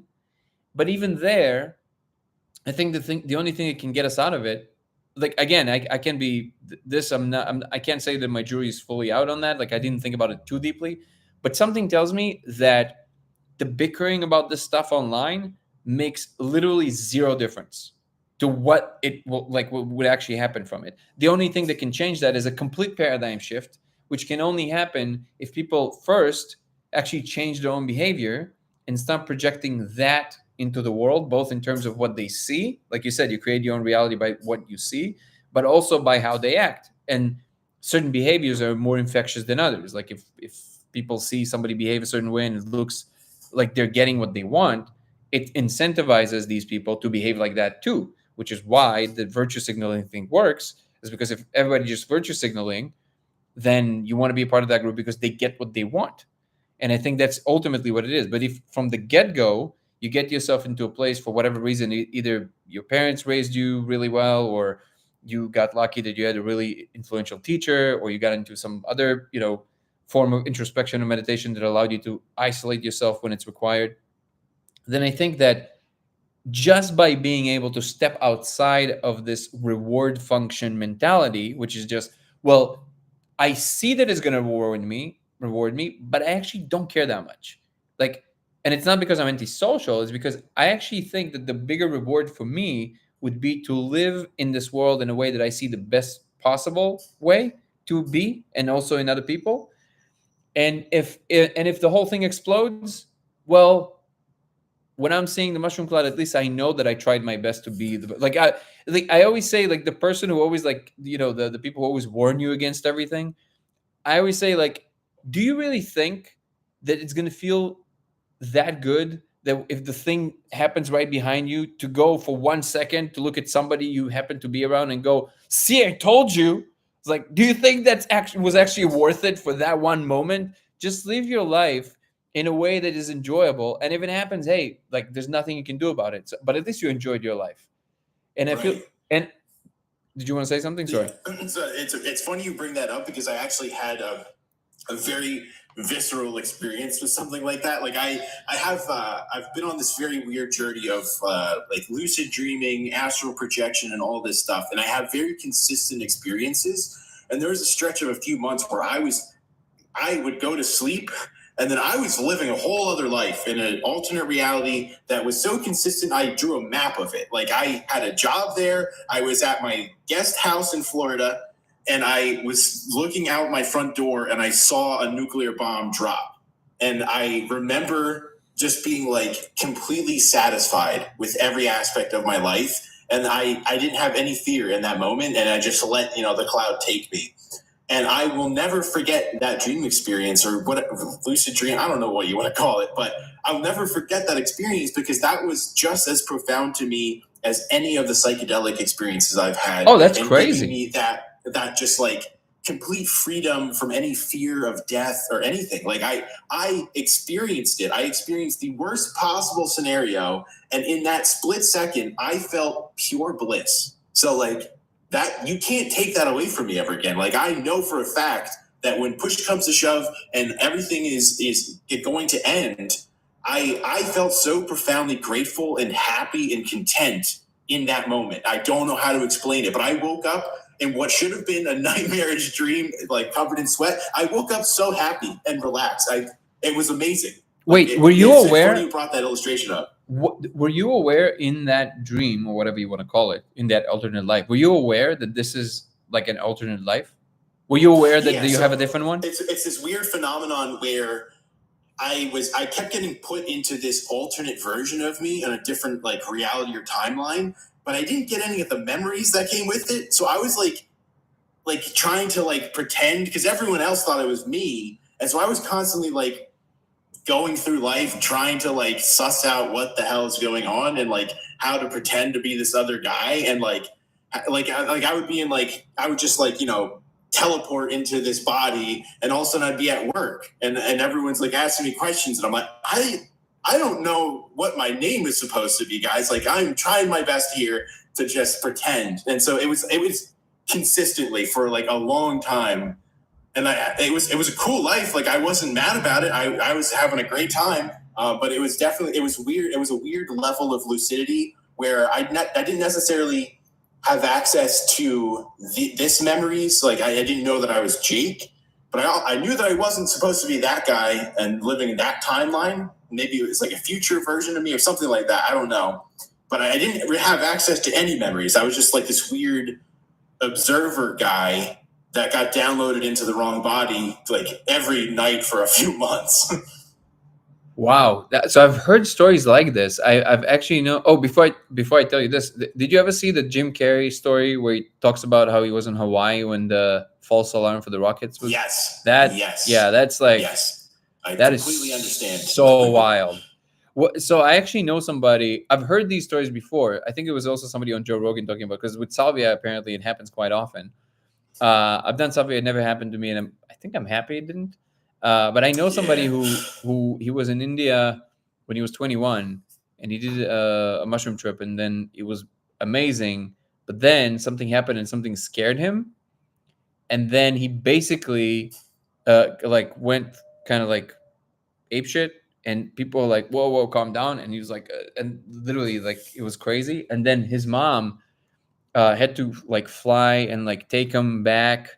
And they went back home, and he basically couldn't, like, he could never become like normal again. Like one of these people just got stuck there straight up, and he became a baker. And he was just kind of, working in this bakery, and he worked there for like 20 plus years. And he was just like, going to work, like clocking every day, like the whole thing, like full life, 21 years straight up, like with, and he was like, he became fat, and he was this like sad guy. And he remembers on his 42nd birthday, very iconic.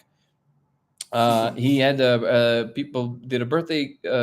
He was single, obviously, could never date. And then his friends did like a birthday party for him. And then you remember he went to the basement, and he started crying, and he's like, I don't want to live this life anymore. Like, this is awful. Oh, because he overheard them in the other room, like kind of feeling sorry for him. They like kind of talking, not shit, but like talking about him, like, oh my God, this poor guy. And he just started crying and like, oh, I don't want to live this life anymore. And then he woke up in India when he was 21 again. Bro. Yeah, bro. no interest in salvia. Dude. Like, 21. That was how much. And 21. And I'm like, wait, did you remember? He's like, yeah. Like, I'm telling you, full on. Like, I was just living. Like, it was a life, 21 years. And I was like, oh, dude. And then, I wish I couldn't relate to that, but I definitely can. dude, that At is this so point, crazy. I would say, in terms of linear time, I've had way more experience outside of the simulation than inside of it. Just because, like, you don't have any control when you exit this reality or whatever. Like, you can experience lifetimes and lifetimes and lifetimes worth of experience and knowledge and wisdom and relationships, and then you just put right back into the exact frame and time that you left. Like, nothing ever happened, and there's no way I could ever justify it or explain it. But it's definitely a phenomenon that I've experienced over and over and over again at this point. And it's just, I feel like the only reason that I haven't completely broken my brain through these experiences is because I've learned to just keep it loose and just aggressively accept it as it is and process it and just be grateful for the experience. Because I know so many people are trying to elicit stuff like this. They're trying to astral project and work on lucid dreaming. And so, like, I'm not going to sit here and, oh, poor me, like, I'm having all these cool experiences. Like, obviously, there's a healthy portion of it that's hard to process, and it's hard to even relate to other people. Like, it's hard to explain this stuff to my fiance, and that makes life a little bit more difficult. But ultimately, you just got to, like, stay grounded, stay humble, be grateful for the experience, and I don't know, just get back to, like, sitting outside under the sun for a little bit if you need to reset. Like, that's the best advice I can give for this stuff. And honestly, I think you nailed it. That's really, if I have to kind of observe in myself why I always really enjoyed these spaces, and the crazier it gets, the better. I think it's because I have this natural ability to just relax there. I can't even take credit for it. It's just automatic. So it's like, if I've had some cases in which my trip was on whatever it was, like, really, really crazy. Like, one time I was on not even that much acid. I think it was like 400 mics or something. It wasn't like, it's a lot, but it's not that crazy. And I went bonkers. Like, it was like, Frogger. Yeah. So imagine the information, like, I'm in front of this highway, and all information, like, if I'm trying to say a word or a sentence, it's like, so I'm like, there's the road and then there's the external world. And if I want to say a sentence, literally for hours, all I could say is like, Vegas, good. Like, I literally, like, and those thoughts were not related. It was just like a thing I would say, and I'm like, I just have to wait for all the cars, and then I can put in another word, and that's how it felt. And I had like a crazy experience where I would just, we did something like extremely illegal. I imagined that all of this happened. It didn't happen, but like, I did something crazy illegal, and we somehow talked our way out of it with the police. It was like insane thing that I believed happened. And then I was sitting with my friend, and I remember I was sitting in this car, and he was trying to calm me down the whole time. I wasn't like freaking out, but he saw that I'm like not doing well. out. I'm out. And we were in front of downtown LA, and it stretched forever. It looked like New York. And I realized that I'm in this place for sure. Like, I understood that. And for some reason, my mind was just like, well, I guess I live here now. And I was just like, just whatever it is, just like what you said. It's just like, hey, just this is what it is, and that's it. And you just sit there. And I think that's the thing that kind of allowed me to always climb out of these situations. But I don't know if this is like I'm pretty sure the skill that probably people can learn, but I guess if it's not natural to you, you gotta like practice. You gotta practice. You gotta get into like a situation that really matters to you, and then see if you can remove yourself from carrying that much, or maybe start with something that is a little bit less consequential, maybe. Right. No, I feel like any human being on this planet can have any of the experiences that we're talking about, and they can also learn the skills to navigate through them and process them and assimilate them into their everyday life. Like, I'm fully on board with that notion that, like, I know for a fact that I am not special. Like, I know so profoundly well that I am not anything special or amazing or gifted, and that I'm just, kind of fumbling through these experiences and trying the best I can. So if I can do it, literally anyone can. It takes a healthy amount of time and dedication and mental energy, obviously. Like, it's a big commitment to do any of these things, but it's nothing exclusive. Like, I truly think that these are so replicatable, and that's what's cool about it. That's why I love, like, especially your content with the laser and all that stuff. Like, repeatable processes are the best way moving forward with any sort of progress that we can have as a species in any field, really, but specifically with trying to merge these altered states of consciousness with some sort of scientific field. Like, we need to have a repeatable process to consistently bring other people in and see what their experiences are like. And so I'm of the belief that anyone at any time, if they try hard enough, can repeat it, and they can do exactly the same shit that we've accidentally done. Yeah, I couldn't agree more. Only in my frame is not, I don't usually think of it in terms of special, not special, or at least not in this case. I'm thinking more in terms of, so I know that I can't take credit for just automatically doing that. It's just a thing that happens to me. But I have noticed, because I've tripped with people, that not everybody are like that, and people do freak out, right? So because I never had to work to hone in that skill, I guess what I'm interested in is, I agree with you that anybody can do it. I'm interested in how, because people do freak out. It does happen to them. And I think that's the thing, and I think you would agree, that's the thing that actually sends them into pretty bad places. It's not it's not the place itself. Is they make it worse by like resisting it. It's like, no. And then that resistance is like, well, you know, whatever you resist persists. That's the mother of that, right? And I like, have you ever done do you know what 25I is? Like an N-bomb? No. So it's a designer's substance. I think it was synthesized like 2005. Imagine acid on steroids. Okay. That it's like what a cartoon would depict acid to be. That's what it would be. Got so you. It is the craziest visual, aside from the molecule. And honestly, I would put them toe to toe. Like, that's how crazy the visuals are. Wow. We're talking like if you see, straight, whatever you see it. Like real, like snakes flying through the air and dragons, and it's just insanity. And we didn't know what it was. I think it was, we went to EDC with a friend, and he basically, somebody gave it to him like years before as a gift, and it was so old school that the way they did it is like they gave him that on sugar cubes, so it wasn't even on and he's like, yeah, it's just really good acid. I'm like, okay, so we took one each, and the second I tasted it, I was like, we're fucked. Like, because it was bitter. I'm like, so there's no way this is acid. Like, I know that. I don't know what this is, but also it immediately, you know how the energy just tells you, and I'm like, this thing is wild. And then within 5 minutes, we're sitting in the car and I'm looking outside, the entire skyline just went. I was like, Joe, we gotta get in. He's like, I know. I'm taping shit to my balls. I'm like, okay. So then we're like, get out of the car, and I shit you not, this happened, because I think I told this story to Kirsten before, so she will know. But this sounds like one of these things you would add to the story to embellish it. This happened. Okay, we were so insane that we're walking in. We parked our car right next to the exit, to the entrance, which there's a parking lot like a mile away. We parked it next to the entrance, and we had these special bracelets. It was supposed to go with press something, so they never check you. But it's on the other side somewhere. It's a special entrance. You got to go find it. Good luck with that now, right? So we just park the car. We get outside. We beeline towards the entrance. So there's a giant line to my right. And all I remember is I see this line, and I'm walking, and my friend is to my left.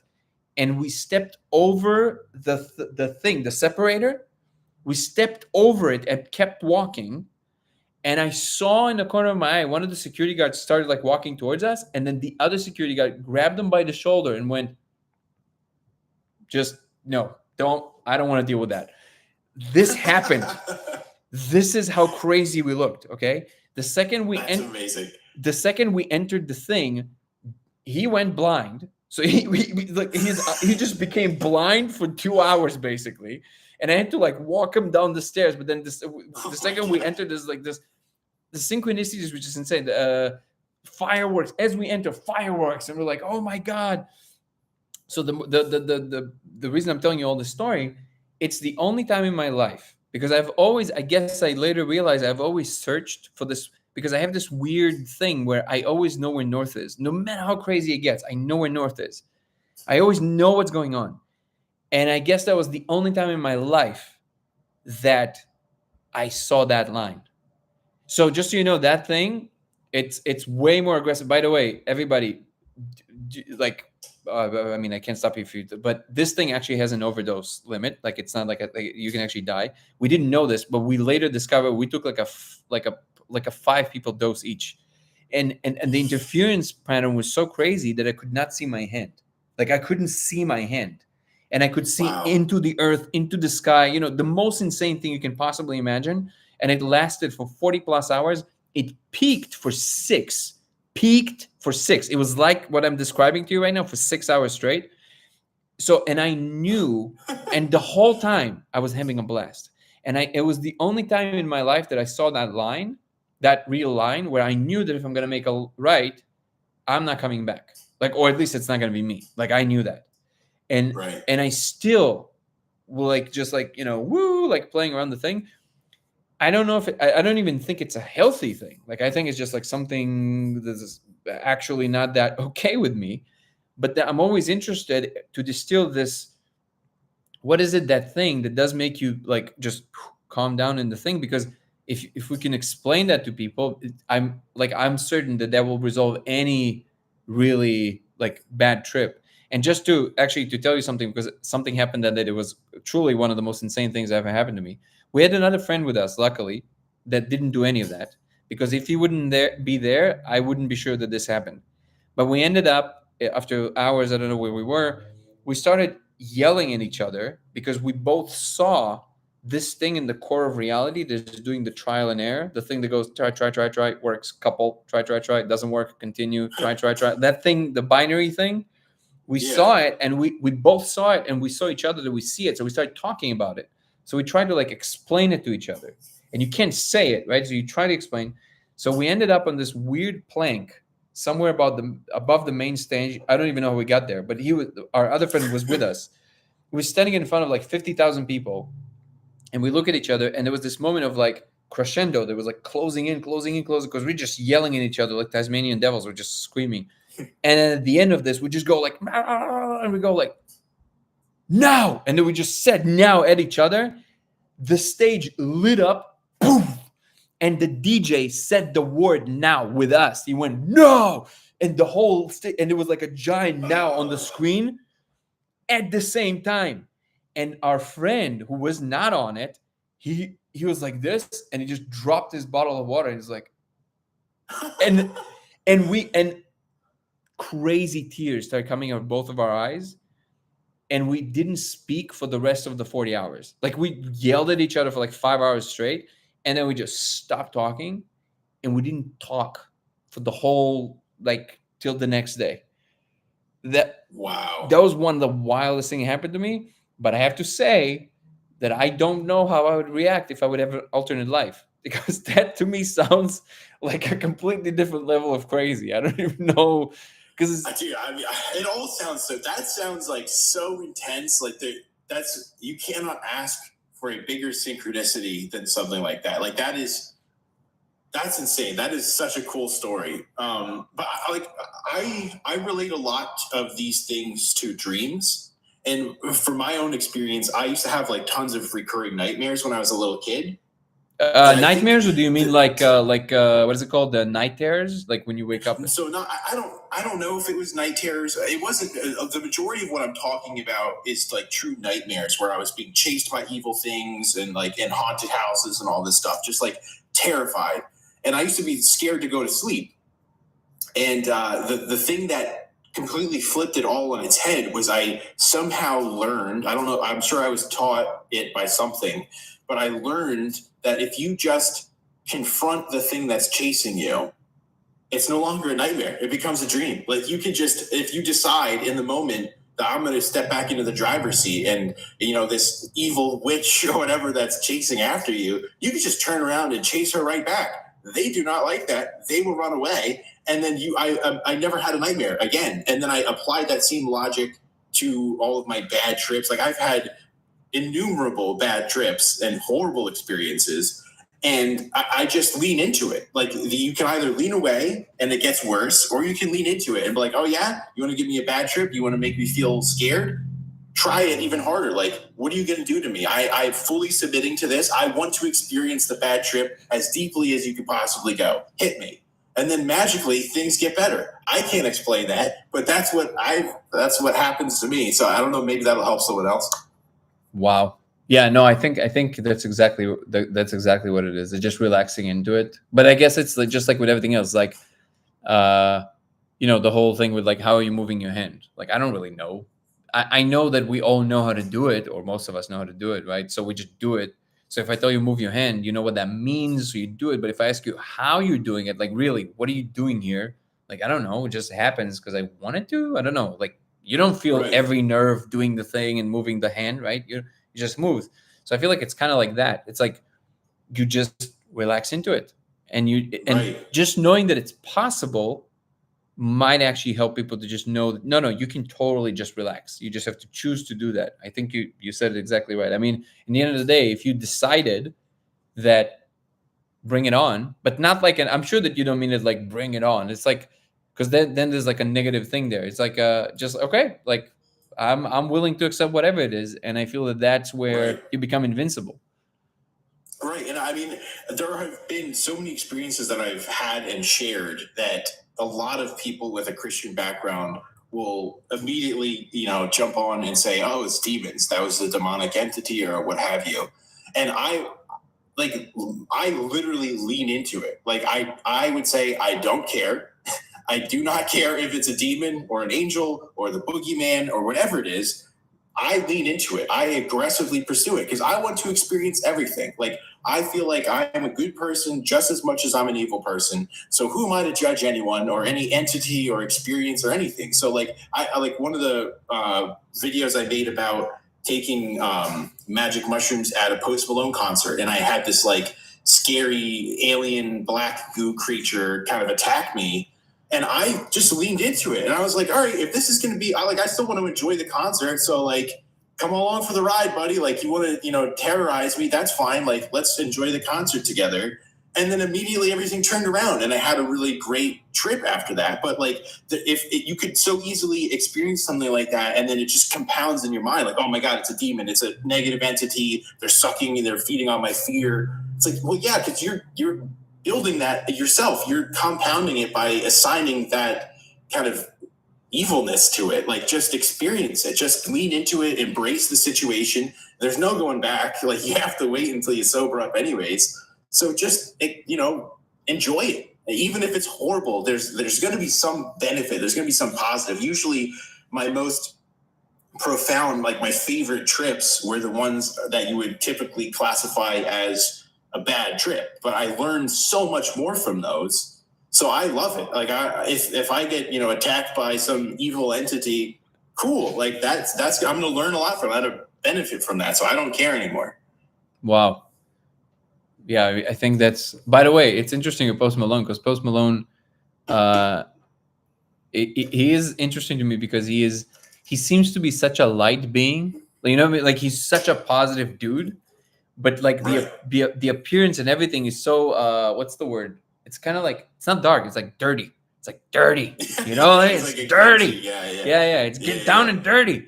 But he's like such a good person. Clearly, like you can see that. So it's a really interesting dichotomy with him. Right. Yeah. No. Totally. And people, everyone in the comment section is jumping on and be like, oh, that's, you felt the demonic presence. He's in the Illuminati and all this shit. Ooh, Post Malone? So what? Who cares? Dude. Why do I don't care. Even if he is, cool. Even if that was like his demon leeching off of my soul at the concert. Guess what, guys? It was a great time. I would do it again. Like, it was a valuable experience. So I don't know why everyone has to shit on it and like gatekeep these things, or like provide some sense of caution. It's like, at the end of the day, you're going to get sober again. You're going to come back to baseline reality.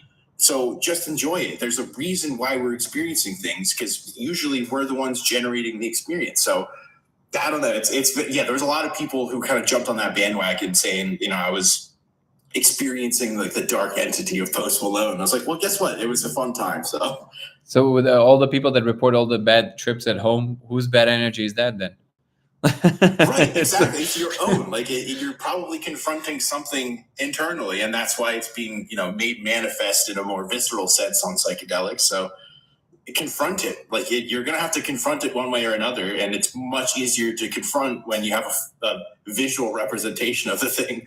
Yeah, and this is exactly. It's really with exactly what everything you just said that people said about Post Malone. This is the common thing that I was talking about before, which is that people always criticize either famous people or people in power with such ease, and like I think it's like misses some major component about what what humans are dialed into. So, for example, in the Post Malone case, like his music is so good.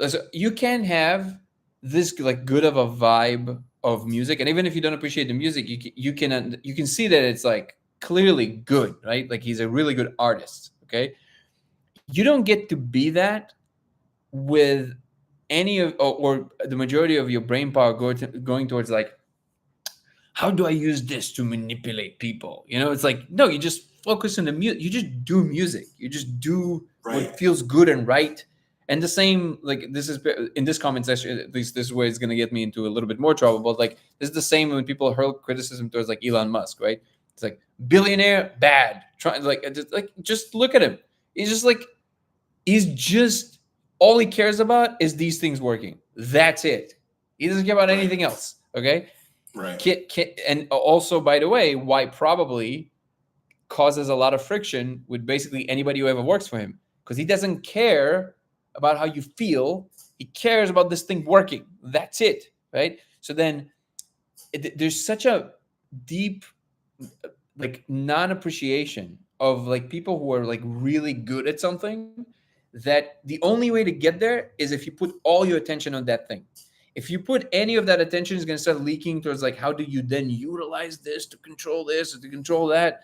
It's like, actually, that's how you become a politician, I guess. Like, because that's really all you think about is how to manipulate other people's opinions to get what you want, because you're not actually producing any good. You just literally in the space of making people want to go left or want to go right, right?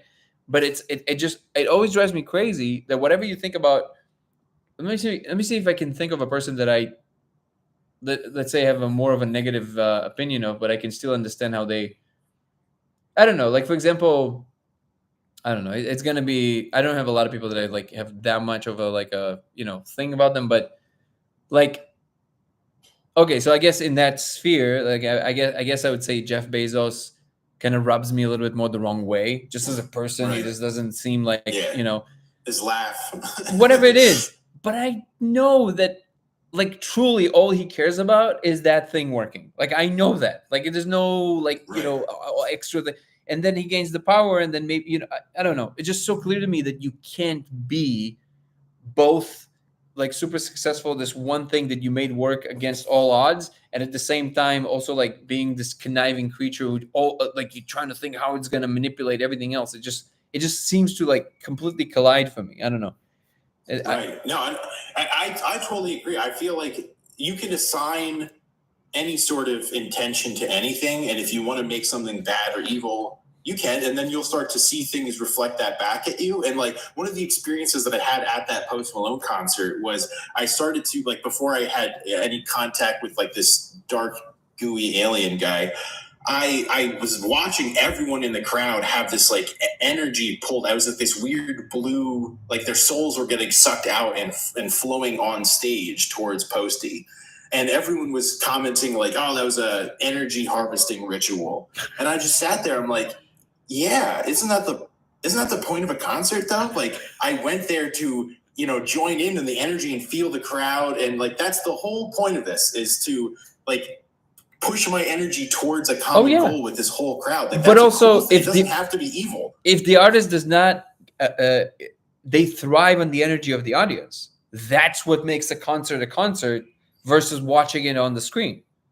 Because you're with everybody and you feel that in front of thousands of people. I felt that energy towards me.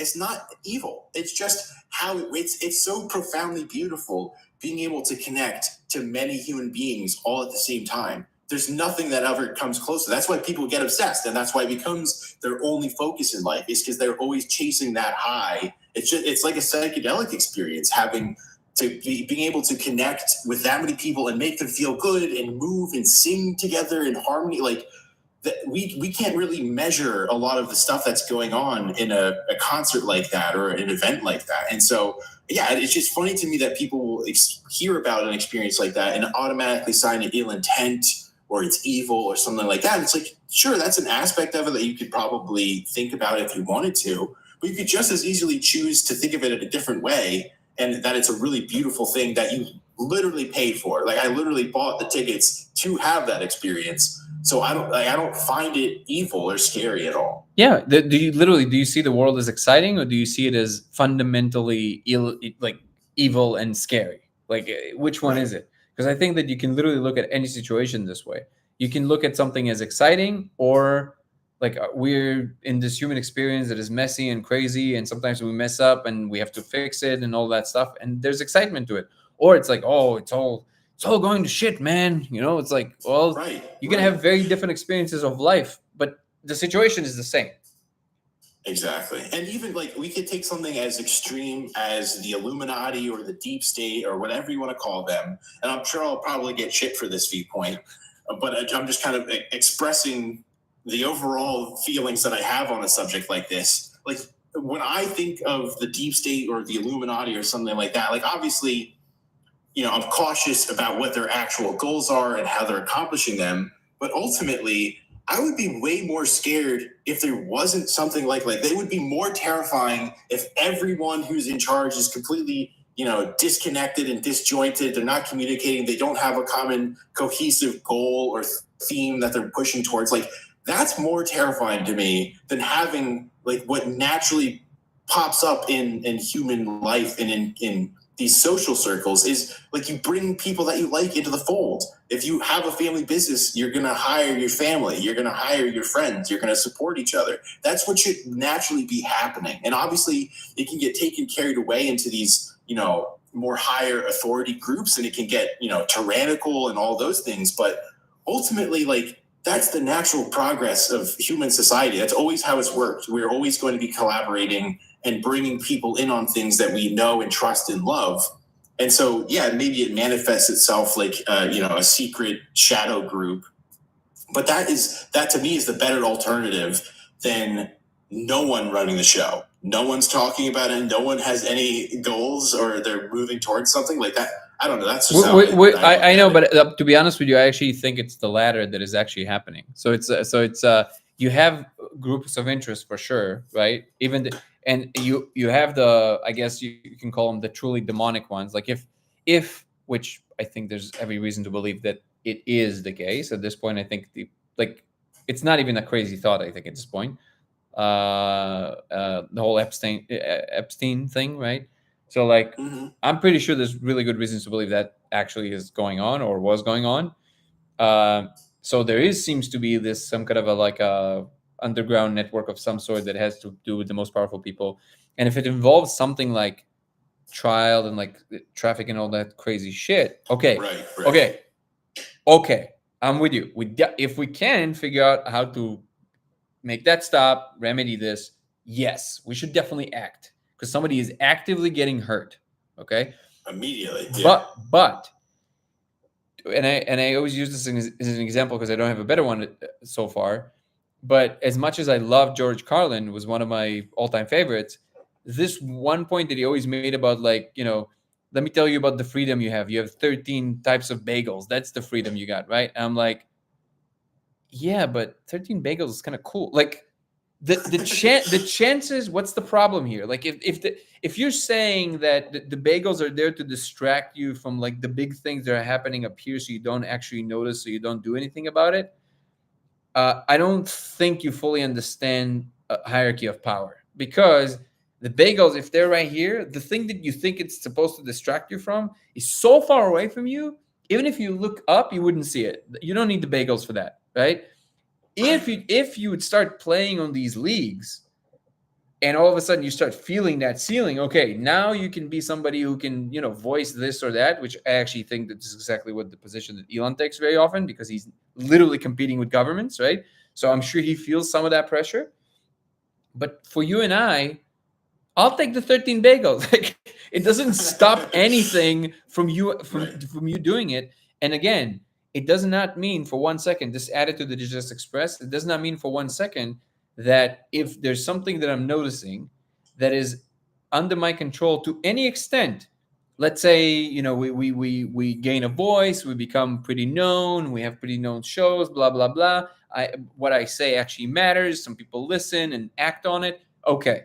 There, you start operating in a space where what you say and think about matters. But I think that for most people, thinking like that, it does nothing more than ruin something about their day to day. It's because you think in ways that, like, you go to the store, it's like, you see that sign, this one politician you don't like, whomever it is, and you just go, oh shit. You know what I mean? And it's just, your day is ruined. Why? Just go have some fun with your kids. It's another cult, unfortunately, and it's the worst part about the political cult, specifically in the United States, is it's really disingenuous that all these people even believe that there are two sides to it. Like, these people are coworkers. they all work together. They hang out with each other. They're swapping, stock market secrets. Like, they're all relatively friendly. They obviously put on a good show, and there are definitely disagreements, but ultimately these people all show up to work in the same building, and they're rubbing elbows with each other. So it's this weird thing where it's, obviously the whole age-old divide and conquer thing, but it's specifically designed to get you emotional, to have that reaction in the grocery store, and to kind of cut away at your ability to think critically on your own, and to formulate your own opinions, and to realize that maybe this isn't exactly the case. Maybe there aren't actually two sides pitted against each other. There's just one side who's really good at distracting everyone at the same time. That's how I've started to look at it. No, actually, this might be one point at which you and I might differ a little, but it's not. I don't really have a lot of writing on this. Like, my impression is that the older I get, the more I understand that, the old line, like, don't attribute anything to conspiracy, they can attribute to incompetence. And looking at I'll tell you specifically how I kind of understand it over time, right?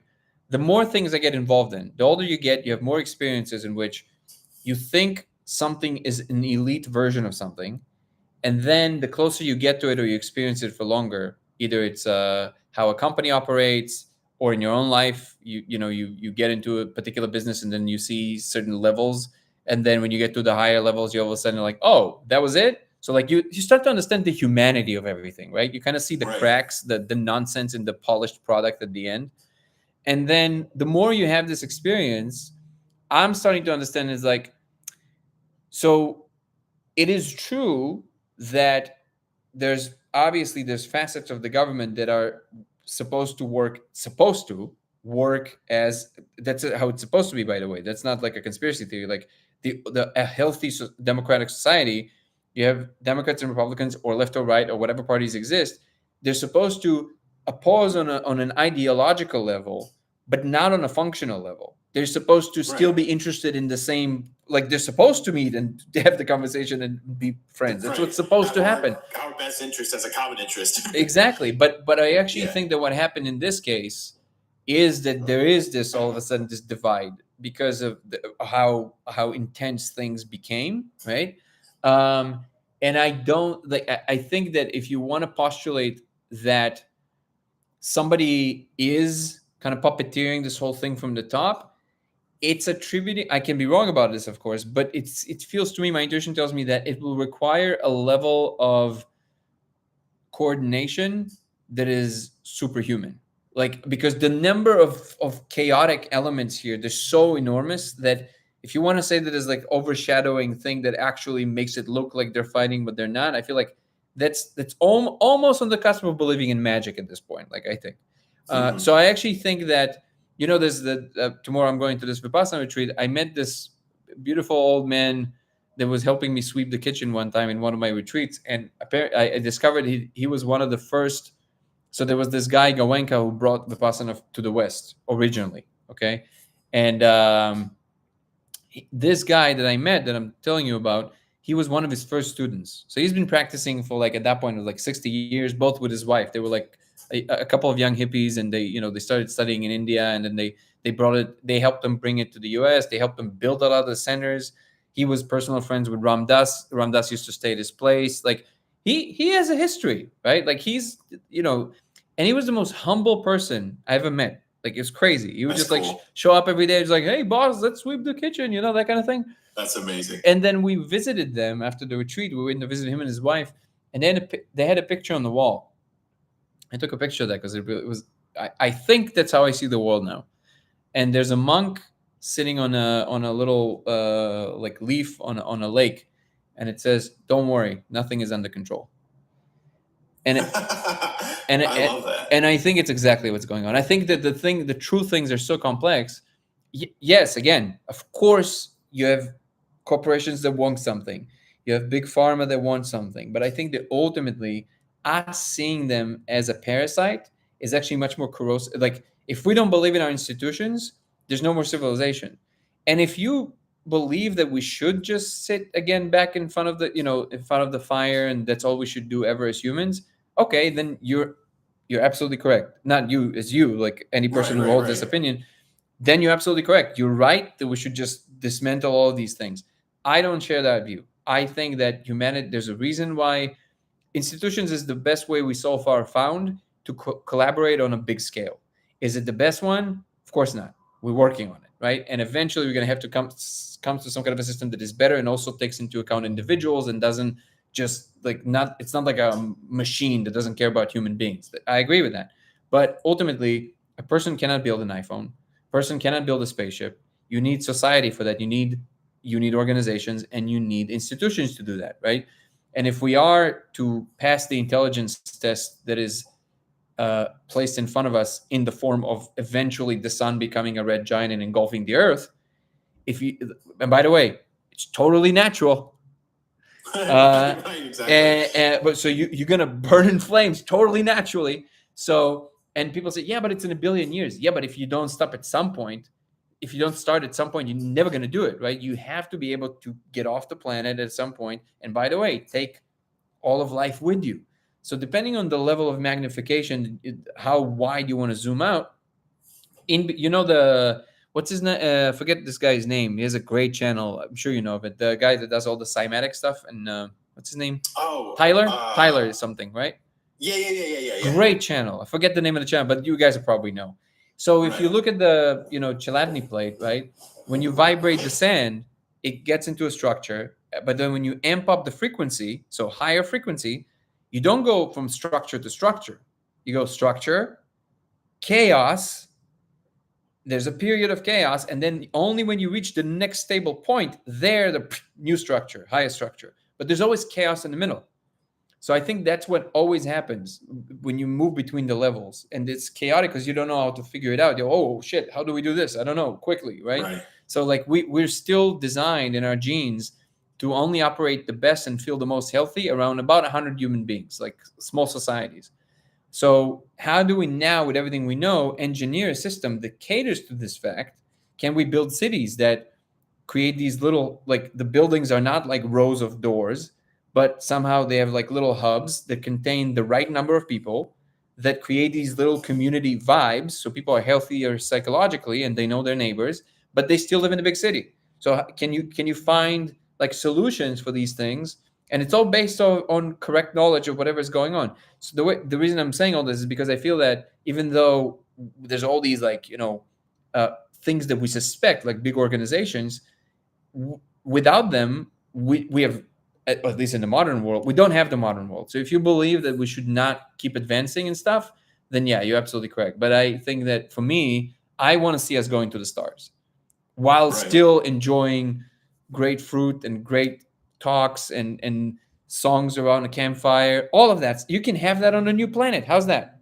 You know what I mean? Exactly. And honestly, to kind of speak further to what you were saying about maybe not giving so much credit to there being some like puppet master or things like that. Like, to bring it back to my own experiences with the cult, when I first learned that that was what it was, I feel like most people's gut reaction is to look for that. Like, they want to paint someone out to be the person responsible. They're looking for the boogeyman. You want to, like, they're in the cult organization of Jehovah's Witnesses, basically at the highest high is this group of guys called the governing body, and they're essentially on par with God. They're the way that God channels information to the earth in their eyes. And when I first left, I was like, oh, these men are evil. Like, they're doing this on purpose. They're lying to everyone.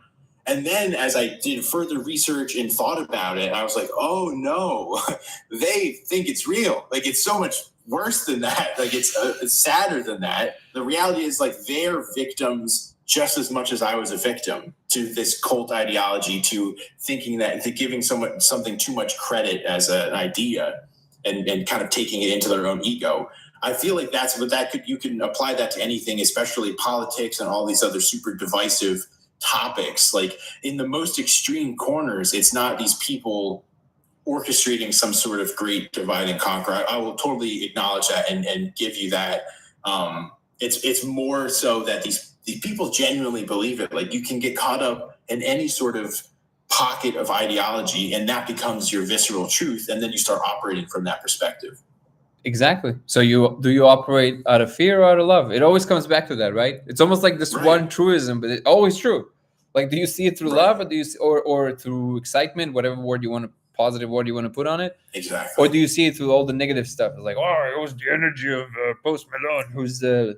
I enjoyed the music, so Right, exactly. Yeah, I still love his albums. Like, that's how I kind of have settled on everything. It's a lot of like what Terrence McKenna always talked about with alchemy or transmuting stuff. Like that, I feel like that's what we're constantly doing. We're just these little antennas that are receiving some sort of energy. That's like basically our perception of reality.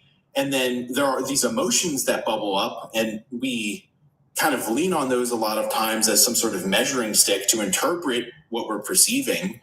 But the trick to it all is you get to decide which emotion you want to stick with. You get to decide which one is really you. Like, even if you are experiencing something that initially you're measuring it, like you're clocking it as fear, you get to just be like, no, actually, I want to look at this as I want to specifically focus my energy to look at the positives, to look at the bright side. And then your reality starts to look like, just like that old trick of, don't think about pink elephants, and then that's all you can think about. Like, we can do that with literally anything. I couldn't agree more. So listen, Jake, I have to slowly adjourn because I have to start prepping for tomorrow. First of all, I want to thank you so much for coming. I would love if you come back. When I come back and we do more lives, I would love when you have time and want to share your thoughts. Yeah, of course. It's very enjoyable. Yeah, thank you, man. Once again, if you want, so everybody go follow Jake. He has a great channel. What do you have? Do you have anything in particular that is usually cooking, or you just kind of like every day when something comes, you just kind of record? I used to be like super gung-ho, like trying to make content creation everything, like the be-all end-all, and having some sort of schedule and always a plan. And I didn't like who I was when I was creating from that place. So I switch it up, and I just, whenever I feel inspired, and it's exactly like I said, like I conceptualize it as me Snapchatting a best friend about a cool experience I had. So whenever something pops up into my head or an experience comes across my desk, then I'll sit down and make a quick video about it. So there's no planning, there's no forethought, nothing. Like the other night I was sitting outside by the fire, and I just felt something weird. So I was like, all right, show me something. I need to see a UFO or something cool. And then I saw a huge shooting star streak across the sky instantly. And so I was like, all right, I'll make a video about that because that's dope. But there's no planning or forethought that goes into any of my content anymore. That's incredible. By the way, did you ever try so you know how people, some people told me that they managed to bring like the stars like towards them. And I believe it, by the way. So it's like, I believe that some people can do this. It's like they say it becomes like a UFO when it comes to you. So I tried to do it. So I never managed to do that. But what I realized is that what actually is happening, which is a neat trick, you don't have to be on anything, by the way. You can just do it. Anybody can try this tonight. If there's a clear sky, just find any star and just stare at it and don't move your eyes and try not to blink. don't blink a lot. So just stare at it. What happens is that at first when it started happening, I was like, whoa, what? And then I realized, oh, okay, because your brain is constantly trying to predict what is the next thing, and the brain is not used to things just being stationary. So what happens is that literally, like, you don't have to do it for long. Maybe 30 seconds is enough. And then all of a sudden the stars would start going like this. They would start literally like dancing, like noticeably, like they started moving around. It was like, I'm trying that tonight. It's That wild. sounds dope. Yeah. That's amazing. yeah. But as far as I can tell, that's just your brain trying to predict what's going to happen next, which, by the way, is by itself super interesting because it tells you something very Right. fundamental about what the brain is actually doing, which is like keeps trying to Right. predict the next thing, basically. Yeah, that's fascinating. All right, dude, I won't keep you. Good luck. in No, your no, retreat. thank you so much for joining, man, and Thank you. thank you, for everybody. inviting me. I appreciate it. I'm I've gonna- wanted to talk to you for a year. Ever since you put out that laser simulation video, I was like, this dude is amazing, and I can't wait to meet up with him someday. Dude, why didn't you? I'm always, I don't know, I'm always open for comments. So I'm so happy you joined us, and yeah, I'm gonna be doing a lot more content after I come back that is more tailored suited for what people want. I'm sure people would want you to come back, and I want to do like deep dives into particular subjects. So yeah, definitely. it's gonna be And amazing. man. as soon as I'm able to recreate the laser experience, I'd love to come and chat with you as well. Oh, please. And let me know if you need anything. But one thing that I always say, just in case you somehow going to do it before I come back, super important, at least in the beginning, because it's done more in kind of like a scientific way where you just kind of sit and watch, like it's less that you do it for like a spiritual reason. And because doing it for a little while, maybe 20 minutes, 30 minutes, can be pretty taxing for the brain, I always recommend to do it during the day.